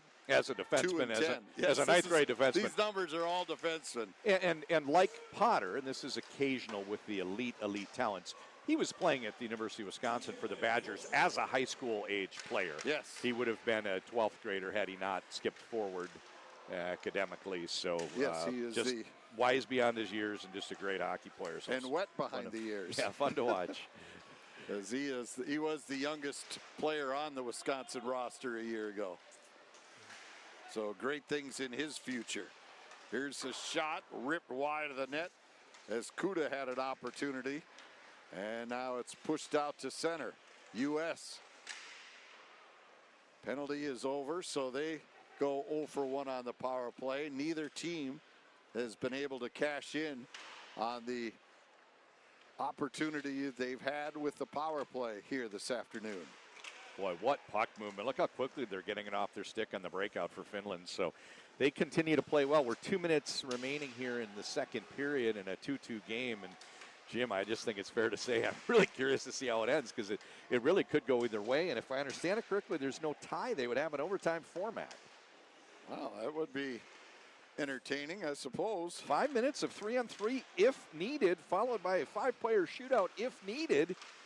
Entertain the fans, so don't go anywhere, folks. We got a thriller here for the first of 11 this week at Ritter Arena on campus at the U of M. Down to 75 seconds left to go in the second period. Tied at 2 between the United States and Finland. And this is USA White. They have broken into 2 teams. The second game will feature USA Blue. They will take on Sweden. Canada will arrive later in the week, and they will participate in this showcase event as well. So very interesting to see how this goes. This is growing in interest the more they've had this event. And one of the games, I think it's Tuesday, is Canada Red and Canada Black. So their split squad's going to face each other. I don't recall seeing that the U.S. will. Swanson now, what, play each other? other? No. Yeah, no, they don't. won't. So Canada's going to play each other. And interesting decision. What's that Taylor Swift song, Bad Blood? I don't know. We'll see how those players get along. I'll leave the Taylor Swift playlist to you. 10 seconds to go in the period. Dumped in from there. On the far side, Finns will push it out to center, but that will do it. The period comes to a conclusion, and even though Finland had the advantage in shots, 11 to just 8 for the U.S. The U.S. gets the only goal of the period.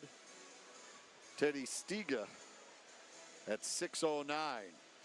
It seemed like the shots represent what kind of period it was. A great period for Finland. They had a lot of zone time. They work on the attack to force some loose pucks off the wall. They quickly are finding open men and getting shots to goal. Of the 20, I don't know that there were a ton of juicy scoring chances, but they are putting more pressure on the goal than the U.S. was able to muster on the other end.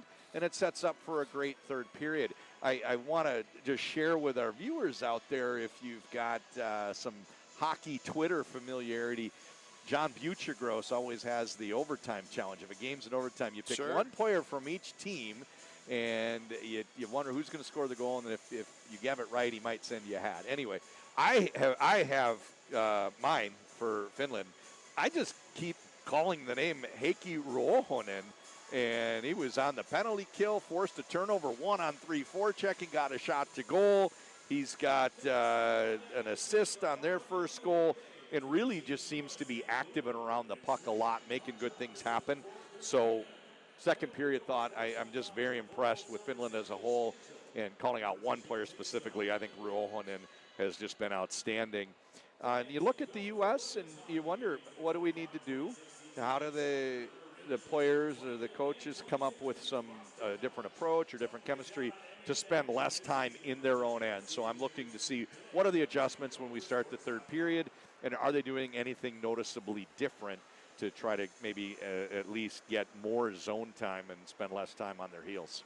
Yeah, well, and I think one thing that we have to realize and understand is these U.S. players are split into 2 squads. So you have different players with different guys, where the Finns, I'm assuming, have been practicing with this one unit. As you said, it's a smaller country. I don't know if they have a giant pool of talent that they work with.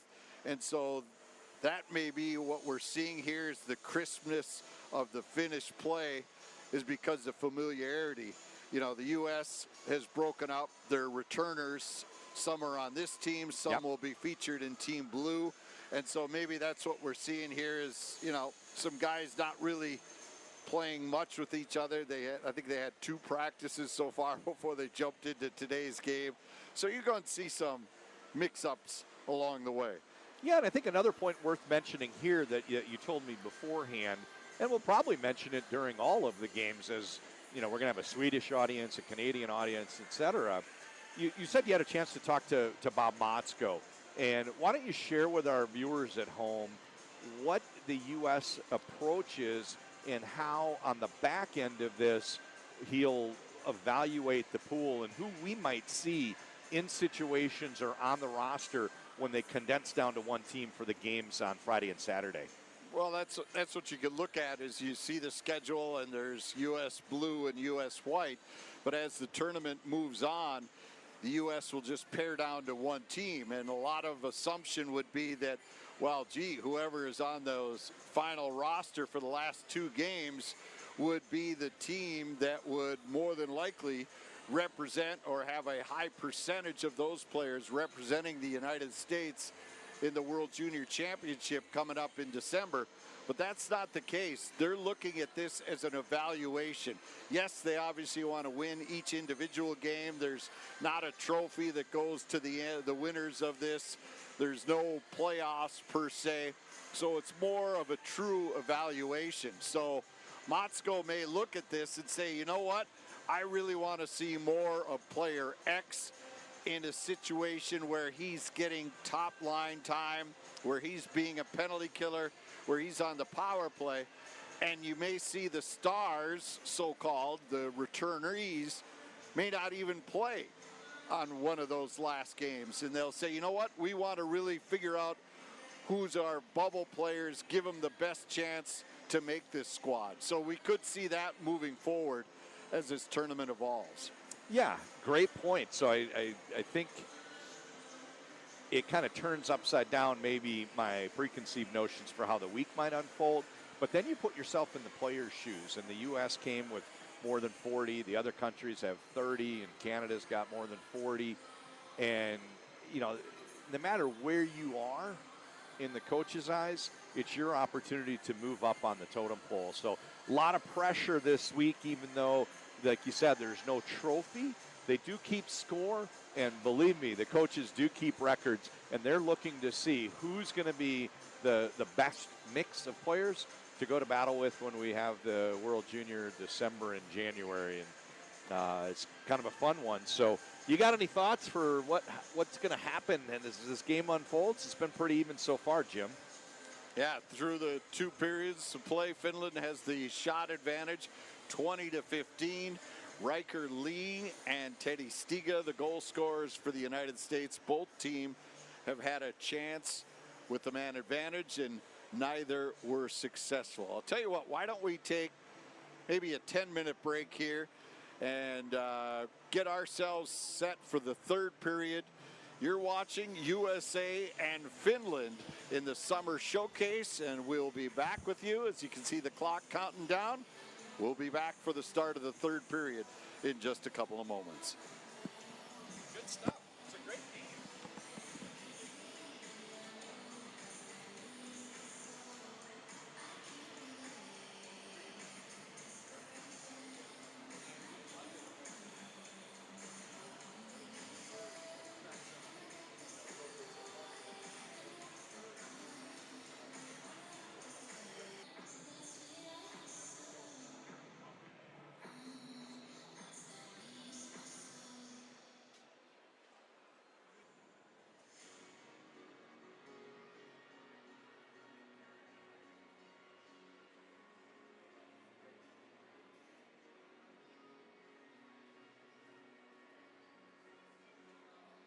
Back to the ice, Team USA.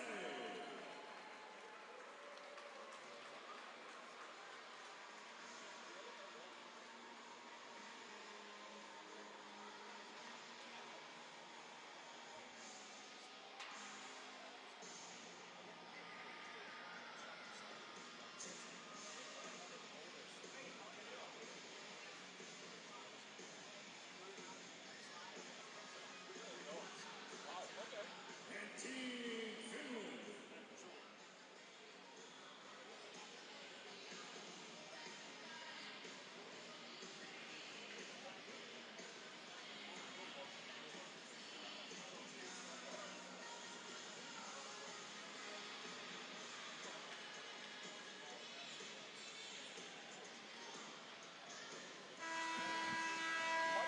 Not this team, but not dressed.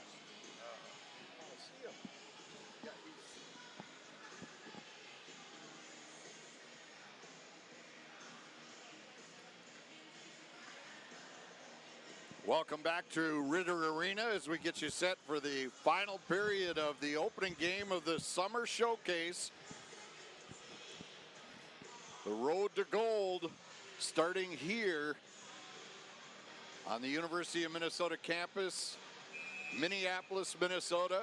We're through 40 minutes of play. Jim Rich along with John Conley as Team USA and Finland are deadlocked at 2 after 40 minutes. Off the face-off, Hagens gets held up at the line. The official let that go. Koivu gets slashed in the back of the leg. Trying to draw a penalty was Koivu. And the officials didn't bite on that performance put on by Mr. Koivu. Now the puck clear to the line. Rombach holds it in. Stiga fires wide on the stick side. Far point. U.S. keeping it alive here.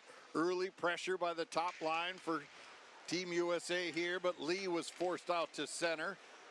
In the neutral zone, Stiga trips up his man, but this time he doesn't go to the penalty box. He did in the opening period.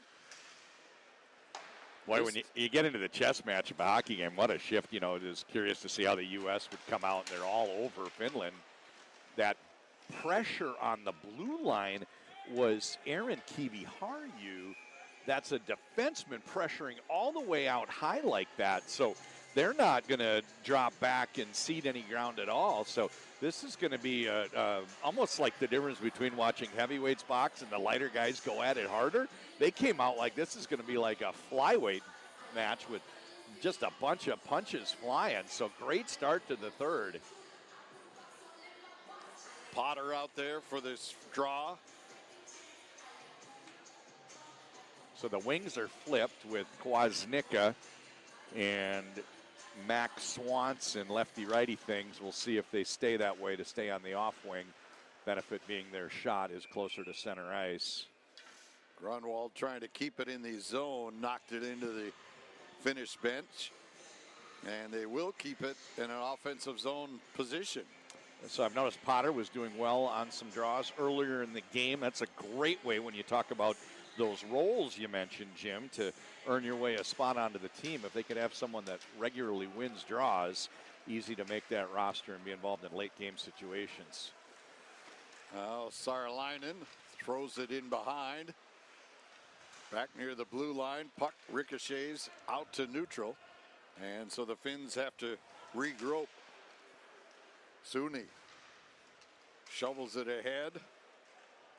Dumped in. U.S. back to retrieve. On the far wall, Swanson sends it down ice. Potter, first one to it, loses an edge and goes down in the corner though, and Finland's able to push it back out, but the U.S. roars right back in. Setting up, Potter the shot. Save is made by Saarinen. Rebound, they score out front, and the United States has regained the lead. Knocking it in from close range, Shane Versaghi. That was nice play. They got the puck off of Potter's stick, and you saw a drop pass from Ziemer back to Potter, which takes the shot. Now there's a rebound available bouncing around behind the goal, and quickly out in front, Versaghi got a stick on it. Kind of a bouncing puck, but that is the difference so far. It's 3-2. Shane Versaghi putting the U.S. on top, and what a great start to the third. A ton of pressure down low by the goal, and the U.S. regains the lead. We'll have to see who picked up the assists on that goal, but the U.S. back in front now, despite being outshot 20-18 to this point. Ziemer picks up the assist, and Potter the other assist.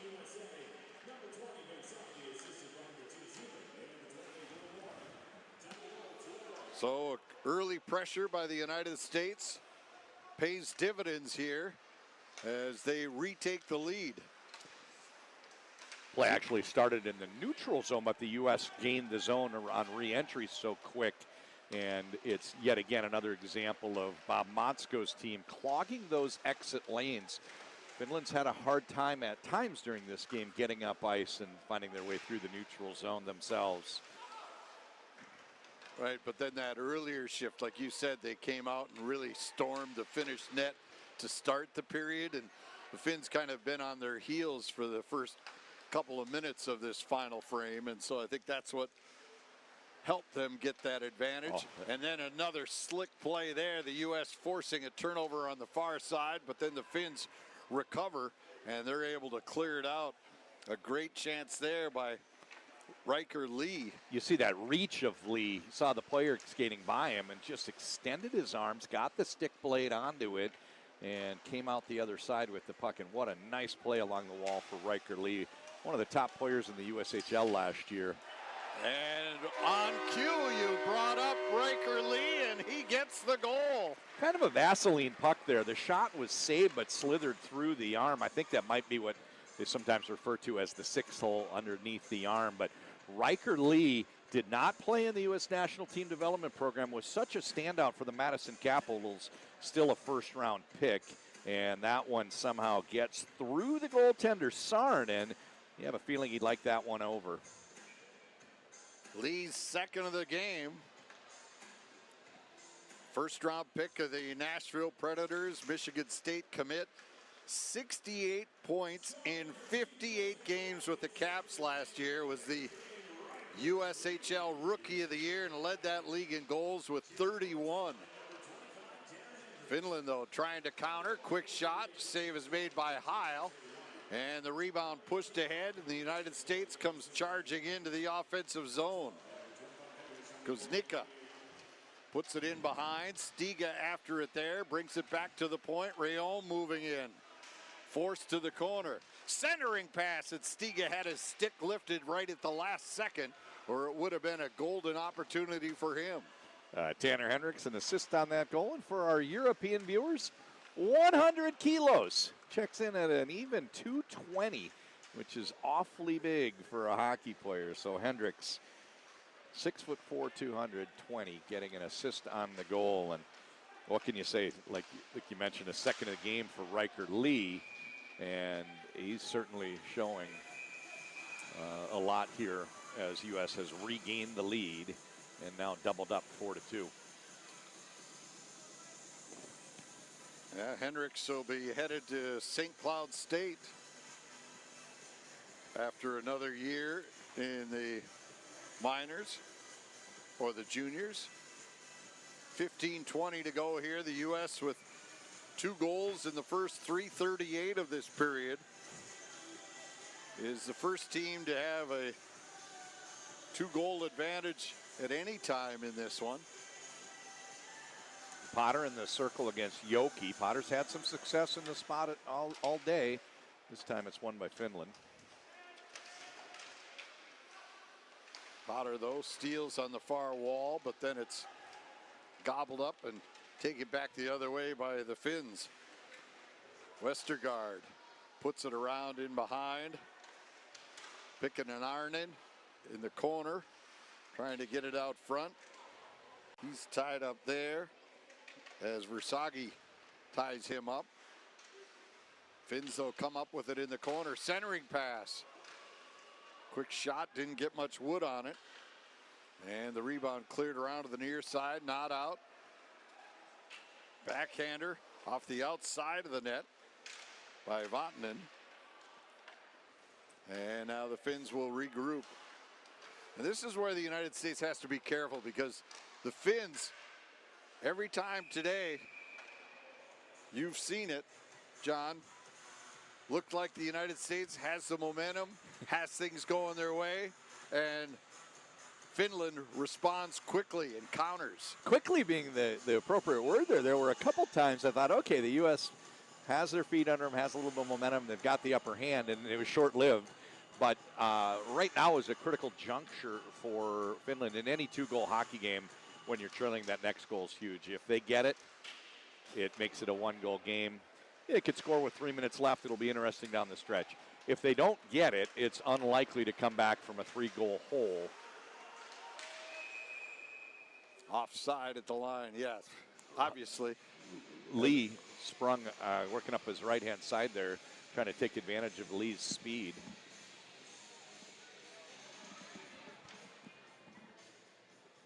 Face off opposite the Finland bench.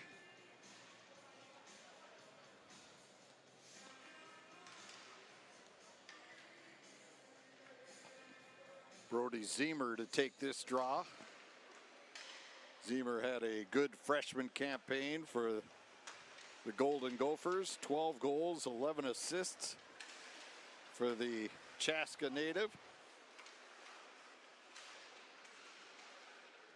Yeah, I always wonder where he's from because I've heard Chaska and grew so up in Hutchinson. And seems like depending on the day, there are different hometowns listed for. Well, it's funny, they Brody put down Zeman. hometowns and then they put down where they were born, right? And so you get the couple of different things. Where'd you grow up, or where'd you play your hockey? And Koivu snaps one on, and the save is made by Heil, and he holds on. A lot of players have moved to that Chaska-Chanhassen area.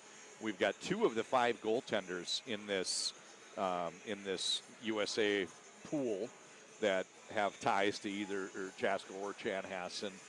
And Mike Kester played a long time for the Gophers. Sure. He's from Marshall, Minnesota, if I remember correctly, and moved to that area to get more hockey opportunities. So we're in a hockey hotbed. If you look across the U.S., participation very high in the Twin Cities is kind of our Toronto, if you will, as far as the number of players that we turn out of the participation, both men and women. Good shot there off the draw, and quickly locating it, getting the cover is Caleb Heil.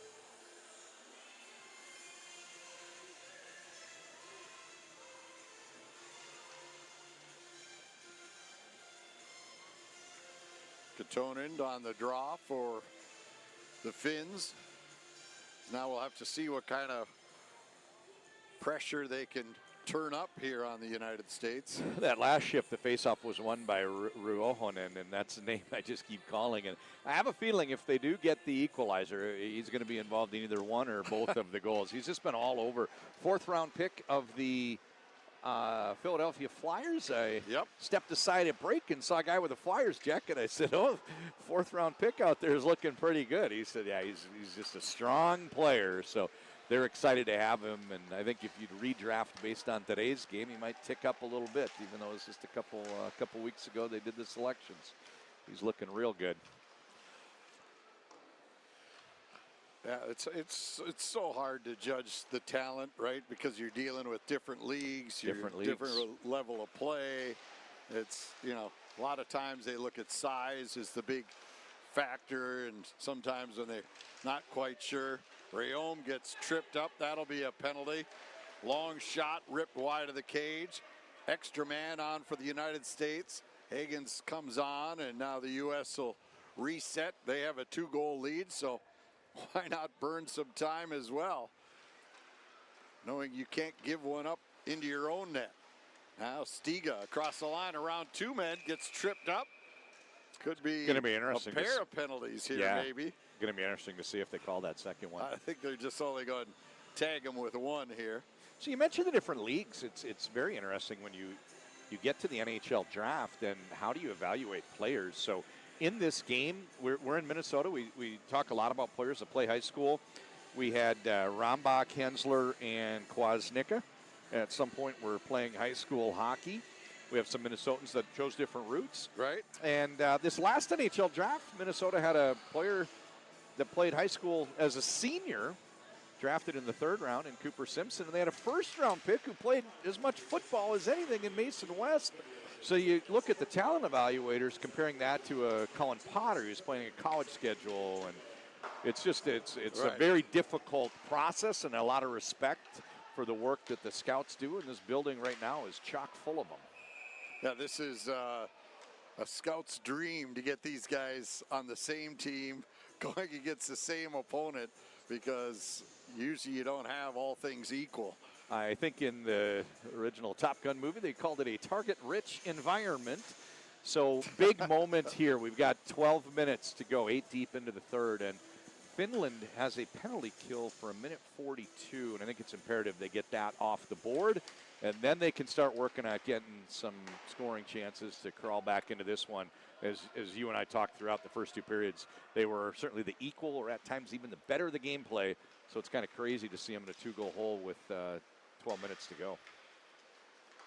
U.S. now attacking, carrying it deep. Hensler goes to the corner, gets tripped up, but he's able to push it to the side of the net. Now sweeps it in behind, but the Finns jump on it, and they'll backhand it down the ice. And so the U.S. has to reset again. Ziemer back to get it for the red, white, and blue. Ziemer with it at center, takes the return pass. Stiga, Ziemer, Stiga, quick shot, and that's booted out, and then the rebound sent all the way down. Saarinen, another big pad save there. Teddy Stiga's right. Nashville Predators, a fun place to play professional hockey, according to the guys in the NHL. So just a matter of time before Stiga gets there. He's been very impressive for Team USA in this game and previously. Orkhoff sends it in deep. Finns, though, get to it first and rip it all the way down. 25 seconds left on this man advantage for the United States, and they really haven't gotten much in the way of offensive zone during this power play to this point. I was just going to say, it's a great kill for Finland. They have to get this penalty off the board. They can ill afford to fall down a third goal. It's a 4-2 game. That's closer than the score would indicate. The players, both teams, all know that this one is far from over. If Finland can just get a little bit of a break here to get a scoring chance. And we've still got about 10 minutes to go after the next 22 seconds of kill time. Potter on the face-off, but the Finns control the draw. They'll just slap it in to burn more time. Now the U.S. with one last chance. Potter across the line. Plays it to the corner, picks it up there. Puts it along the wall, now gets the return pass. Horkoff with it there. Finland back at full strength, so they have killed both United States power play opportunities here this afternoon. And now Finland will look to ramp up their offensive game and try to see if they can crawl out of this 2-goal deficit. I think I'd be looking at, if I'm the Finnish coaches, telling the players to play with pace and see if they might be able to draw a penalty of their own. If you pressure, you can oftentimes, and we saw Hensler pull down the puck carrier in the first period, you can oftentimes draw them into a penalty. So when they get the chance out of their zone, they should really attack hard. U.S., though, keeping it alive in the offensive zone. Spinning on the far wall, Versagi had it stripped away, and now the Finns get a chance. Cross the line, 1-on-2. Koivu tried to slip it in front. And your guy, number 28, was right there on the doorstep. Didn't get good wood on that opportunity. Just a beautiful sequence here on the zone entry. You had one pass that Koivu tried to slide. It got deflected and still wound up over for Ruohonen and quickly covered. Heil not fooled, got a quick pounce. And we do see a break here to scrape off some of the snow. That'll give the players a chance to catch their breath. Always nice from a coaching standpoint if you have a full bench at your disposal that's rested rather than the constant, constant shifting with tired players. So we don't have full TV timeout, but this one might function like one as far as getting the combinations out for the next whistle. Okay, if we can ask our guys back in the studio, if we can look at the first period, the 2 goals, the Riker Lee goal, and if we could go back and watch those just to check them out. And you want a Finland goal, too. Yes, and the Finland goal. So if we can look at those during this timeout. I know I'm asking a lot. Yeah, so that was a goal for your guy. Rupa Vesterinen, 23, with an assist to Ruohonen. And is that 18 or 10? I think Monanen. So looking for a replay for any of the first period goals, trying to get one from each team. Want to take a look at that. We've got 9:24 to go, or basically half a period, 9:25 on the board, half a period to go. And we'll probably have that replay up next whistle. Ruohonen in the spot. Ruohonen now is officials want to make sure everything's set with the time clock. They put 2 seconds back on the board. It was at 9:23. Now they punched it back up to 9:25. Ruhonen set to draw it off again. U.S. though controls the face-off. Horcroft, whose father, of course, was one of the great players for the Edmonton Oilers, won that face-off for the U.S. Now Fiddler gets it ahead to center. Fiddler across the line, drops it off. Trying to slip it through to Horcroft.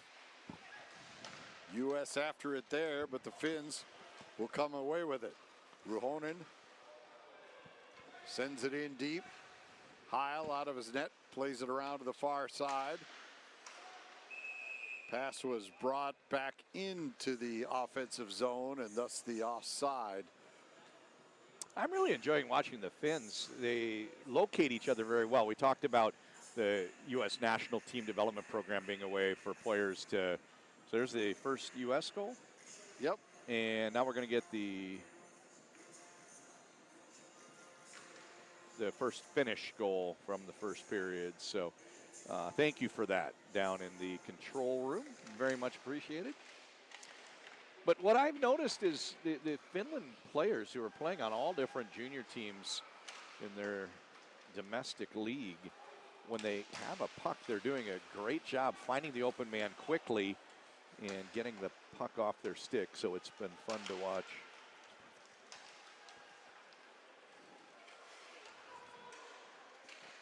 Now back the other way. Centering pass blocked. Finns, though, keep possession. Nieminen trying to get it out front, runs into traffic. Puck on the near side. We'll see here. The Finns putting on as much pressure, activating defense as they can. Trying to look to get within one, as now there's 7:50 left to go. Plenty of time as long as they get the next one. We've got the advantage at the end of pulling the goaltender. They could use a timeout to rest some key personnel. And they would love to draw some power play time if they can pressure here in traffic. Force one of the American players to take someone down. U.S. coming through center. Charging into the offensive zone. Grunwald going right to the net. And Saarinen comes up with the big save. Rebound loose in front. U.S. Potter throws it through the slot. Nobody home. It was almost like the parting of the sea there. You had Right. Koivu that turned one way, didn't realize that Grunwald on the rush would take it to the goal and went the wrong way. And it was kind of an uninterrupted path toward the goal and a good shot taken by Grunwald. Julius gets it around to the near side. Long pass connects on the far wing. Finns get across the line. Kuda in traffic, spun around. Puck cleared off the glass, but it's held in. Finns putting the pressure on here. United States has to defend well, and as you said, Finns trying to perhaps draw a penalty as well as they put the pressure on the United States here, but so far the U.S. keeping them to the outside. Long shot, pinballs around in front. In the corner, Zemer shoveled it ahead and Potter got it out. And the U.S. will at least get a couple of fresh bodies on the ice. Under 6 to go here in game 1 of the summer showcase here at Ritter Arena. Koivu, nice move to get around one man. Spins as he gains the blue line, holds up, now slides it in deep. Puck comes free in the far circle and the U.S. is there, and they'll skate it out of danger. Rayom steps up on the play. Koivu ties him up. Puck comes free on the far wall. U.S. steals it right back. Charge it in. Moore circles in behind, wraparound attempt. And Saarinen was there to cover and hold. Jim, there was a play just inside the blue line by Daniel Nieminen that jumped out at me. He was moving forward, skating, and he wasn't going to be able to get his stick onto the puck, and he played it with his foot. And when I see that done by a European player, I always attribute it to them probably playing soccer when they were growing up, or football in Europe. And I don't know if that's the case, but that's a type of play we don't see as often made comfortably by an American player, and it's just a great play. Keeping the puck in the zone by Daniel Niemanen. Horcroft gets the puck to the side of the net. Quick shot, snapped wide of the cage. Murtaugh puts it in behind, trying to dig it free. Horcroft. Now Lee looking for the hat trick, and his shot didn't get through. Rebound, back to Lee, inside the line. Riker Lee dishes it off. Horcroft shot, and that deflected over the top of the net. Back to the point. The U.S. firing, and that shot deflected out front and ends up in the near corner. Two great chances for the United States there to widen this lead to 3. And Finland hanging around. They were fortunate. It looked like one of those pucks hit a body and went kind of a stray puck just wide of the mark. And then you had more just barely over the bar. And they lived to see another day. Down 4-2, 4:20 to go. We'll see if they can create a scoring chance here. And I wouldn't be surprised to see the goaltender come out with about 3 minutes to go if they're able to gain the zone. Stiga gets knocked down from behind as Jokinen stepped into him. That allows the Finns to take over, but it's offside at the line. Wow, I'd like to see that replay because that was pretty close. I don't believe, and I got to respect the linesmen who are standing in a better spot than I was, but I thought I had a pretty good clean look at it. It looked like everybody was on sides for Finland. Interrupted the momentum, so 4:05 to go. They've got a timeout at their disposal and possibly looking to pull the goaltender at some point. Face-off outside the U.S. blue line. And the puck is dropped. Finns control. Sonyi sends it in deep. Draft pick of the Minnesota Wild is number 6. But the U.S. puts it right back out to center. Carrying in. Hagen's after it. Kutsnika played it around to the far side. Hagen's with a big hit on the far side. Puck comes out. Stiga brings it in back offside. And I have to take a moment to apologize. Earlier in the game, I miscalled the U.S. goaltender, Caleb Heil, as the starter because that's how it was listed on the sheet. This is the first time I've seen these guys. Didn't realize it, but it was actually Nick Kemp that played the first half of this game. So my apologies to everybody out there listening and watching. Try to get these things straight, but they switched things up quick, and apparently the sheet wasn't what was given to us. And it's hard to get the goaltenders to turn around so you can see if it's 31 or 30. So, yeah, we missed that, but it was Kemp getting first period and half the second, and Heil ever since. And I want to just point out the U.S. has done a beautiful job closing this out. They have limited Finland's chances. I don't think Finland has had a quality scoring chance since the U.S. took the lead 3-2. Here we are, just 3:25 to go. Well, here's your chance, though. The interference by Potter at the blue line clips the Finnish player, knocks him down, and so this will be the opportunity that the Finns have been looking for. And that also takes Potter, who you said he's been good in the spot. Right, he has been. He's not out there now to take these face-offs. So the U.S. will have to go with another draw. They do win the draw, but don't get the clear, as Versagi won that draw. But the Finns control. Kuda puts it in front, and the quick shot deflected off the traffic in front by Pikkanen, who had an opportunity. Finns now. So that's Ruohonen as the net front presence, but he's less of a pest, and he's trying to get a puck down on the flank. Now he's there for a rebound, not coming as the shot went wide. Shot missed far side, and it rebounds all the way down the ice. And so the Finns have to regroup with now 1:20 left on the power play. Do you pull your goalie with the power play here down by 2? Kuda trying to split his way through. Stick got up high, caught one of the U.S. players. No penalty called on that inadvertent stick, so play goes on. Kuda with it. Takes the cross check, goes to the corner. Pass back near the blue line. Murtaugh trying to force it out, couldn't. Finns still with the pressure on. Back near the blue line. Kudas, he's got one here today. It gets caught in the equipment and finally drops out. And not a problem for Jacob Rombach to keep that one stuck in the breezer. That's a pretty good break for the U.S. because the old adage is that you expend more energy defending, and it was getting deep into the shift. Finland was putting a little bit of pressure on the goal and had a lot of zone time, and those U.S. defenders were getting tired. Now with the stoppage, puck got caught in the equipment. They're going to have a fresh 4 for the penalty kill with Heil behind them, and Finland probably now, after the timeout, will pull the goalie, to answer your question, and come out 6 on 4. We've got 2 minutes, 5 seconds to go, and they've still got a lot of work to do, needing 2 goals. And to answer your question, yes, you said, do you pull the goalie? I'm going to skirt the question and Okay. say, I'm the wrong guy to ask. You're asking someone who pulled the goalie 5 on 3 to play 6 on 3 in the second period.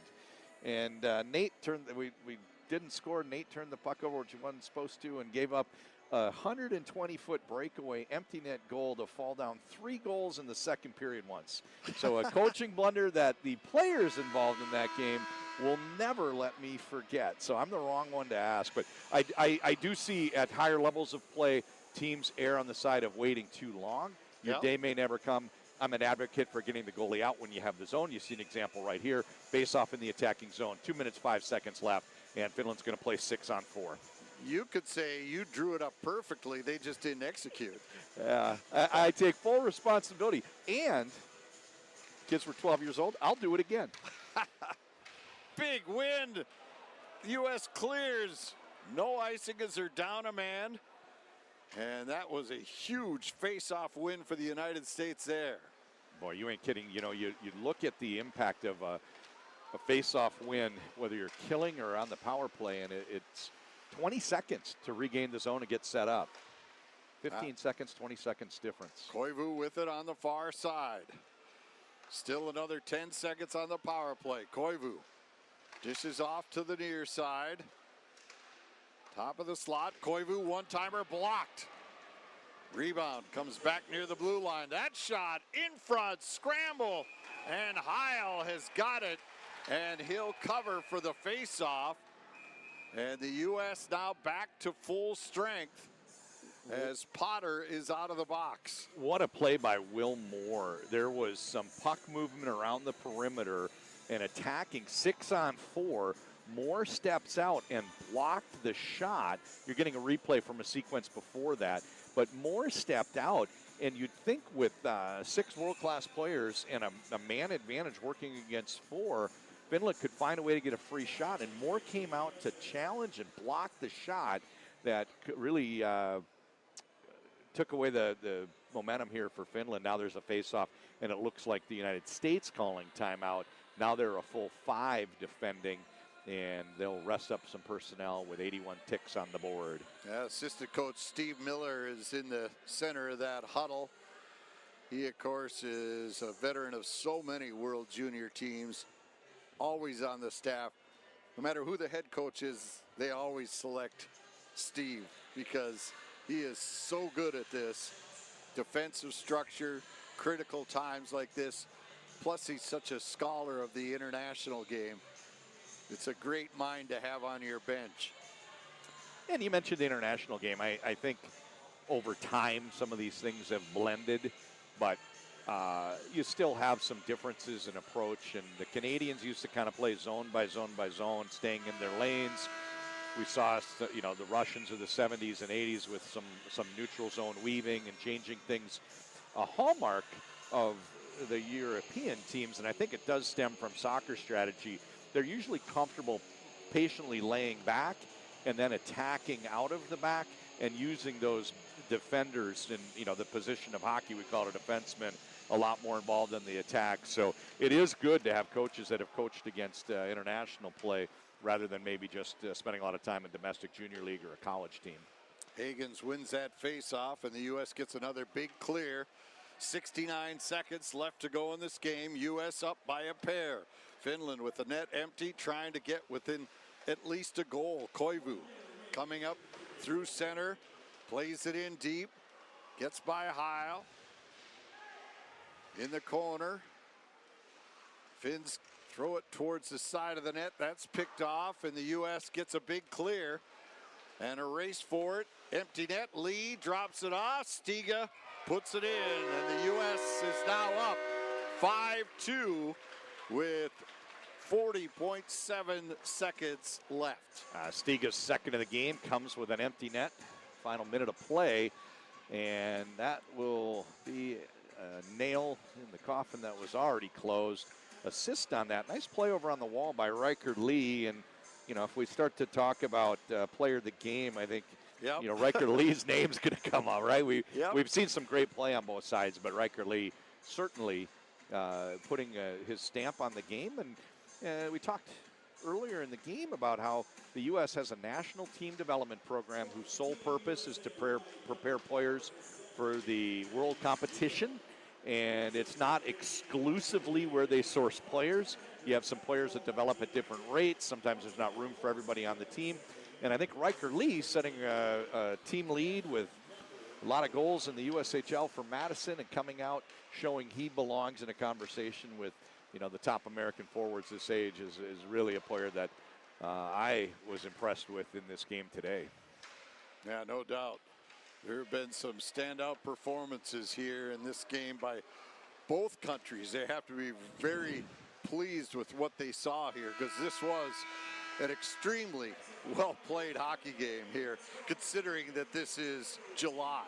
I agree completely. You look at the board and it says 5-2 USA Finland, but both teams have to come away feeling very good. There are some moments in close hockey games where there is an element of a bounce here, and Finland did not get that. They were a little bit better of the gameplay when they were leading 2-1, and the U.S. did manage to get the tying goal, I think, before we took the second intermission, if memory serves. And they came out in the third. They played well and got 2 goals. One of them, I know the goaltender would want back, kind of that Vaseline puck through the 6 hole. And no question that Saarinen would like that one over. And that set up what was a beautiful closeout for USA. They kept Finland from having any scoring chances for a long stretch, almost the entire third period. And they are the victors, but these teams will be back at it tomorrow, and they flip, right, Jim? So it'll be the other U.S. playing this Finland team, and then this USA team will play Sweden, and that's who you and I will get a chance to see for the first time coming up at 4:30 local time in a couple hours. Here are all the goals from this afternoon's contest. U.S. got up early, but then Finland quickly answered, and the United States kept the pressure on, and they go on to win this one 5-2 over Finland. Riker Lee, our unofficial player of the game, with 2 goals and an assist. He had the first goal of the afternoon and then the 4th goal for Team USA, and had a helper on the empty netter by Stiga. Stiga also with a pair of goals, but really this game, I think, came down to that second period where the United States got outshot 11-8. They switched goaltenders, and the U.S. got good goaltending from that point forward. Heil came in. Kemp was good at the start of that period when I confusedly thought that he was coming in. You weren't alone. Relief. You weren't alone. Yeah, and he ended up made some huge saves that whole second period, because it was 2-1 coming into the period. I'm sorry. Yeah, was it? I forget now. What did I do? Coming here? into the third, I think the U.S. scored at the end of the second. 2-2. Stiga got the only goal of the second. Yeah, but at 6:09. What you mentioned the goaltending. What I was real impressed with from Caleb Heil, he came in the middle of the second, played the final 30 minutes of the game. Again, I was wrong with who was in at the first. We did not catch that it was Kemp, not Heil. But once Heil came in, he kept a clean sheet. There were no goals against. And the way he did it is he was tracking the puck. He always seemed to see it. A lot of net front traffic, but he always located the puck.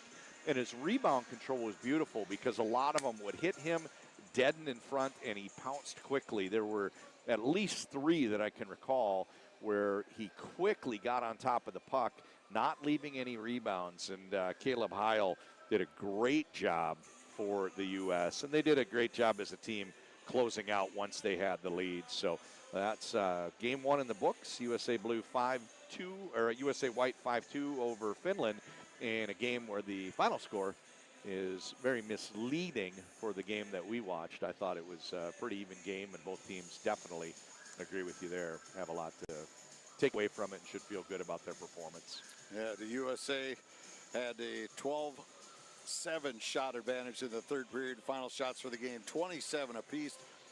Neither team able to capitalize on the power play. Both had 2 opportunities, and both went 0 for 2. Well, do you have any more thoughts, or should we let it go and get set for game 2? Because we got another one coming up here at 4:30. That'll be USA Blue versus Sweden. One thought only. I can't wait to see 10 more games of this level. That was a lot of fun. It was hard to, my head's been thinking about the nice summer we're having in Minnesota, and it's golf season, and all of a sudden, a chance to see some world-class hockey here just plops into the calendar. And as you mentioned, it's air-conditioned in here, and a nice way to spend a Sunday afternoon. So, yeah, I can't wait for the next one. All right, join us at 4:30 for John Connolly. I'm Jim Rich. USA White wins 5-2 over Finland. All right, great job. There's my card if you ever. It's just my number. What's Eden Hall? Oh, I've got a little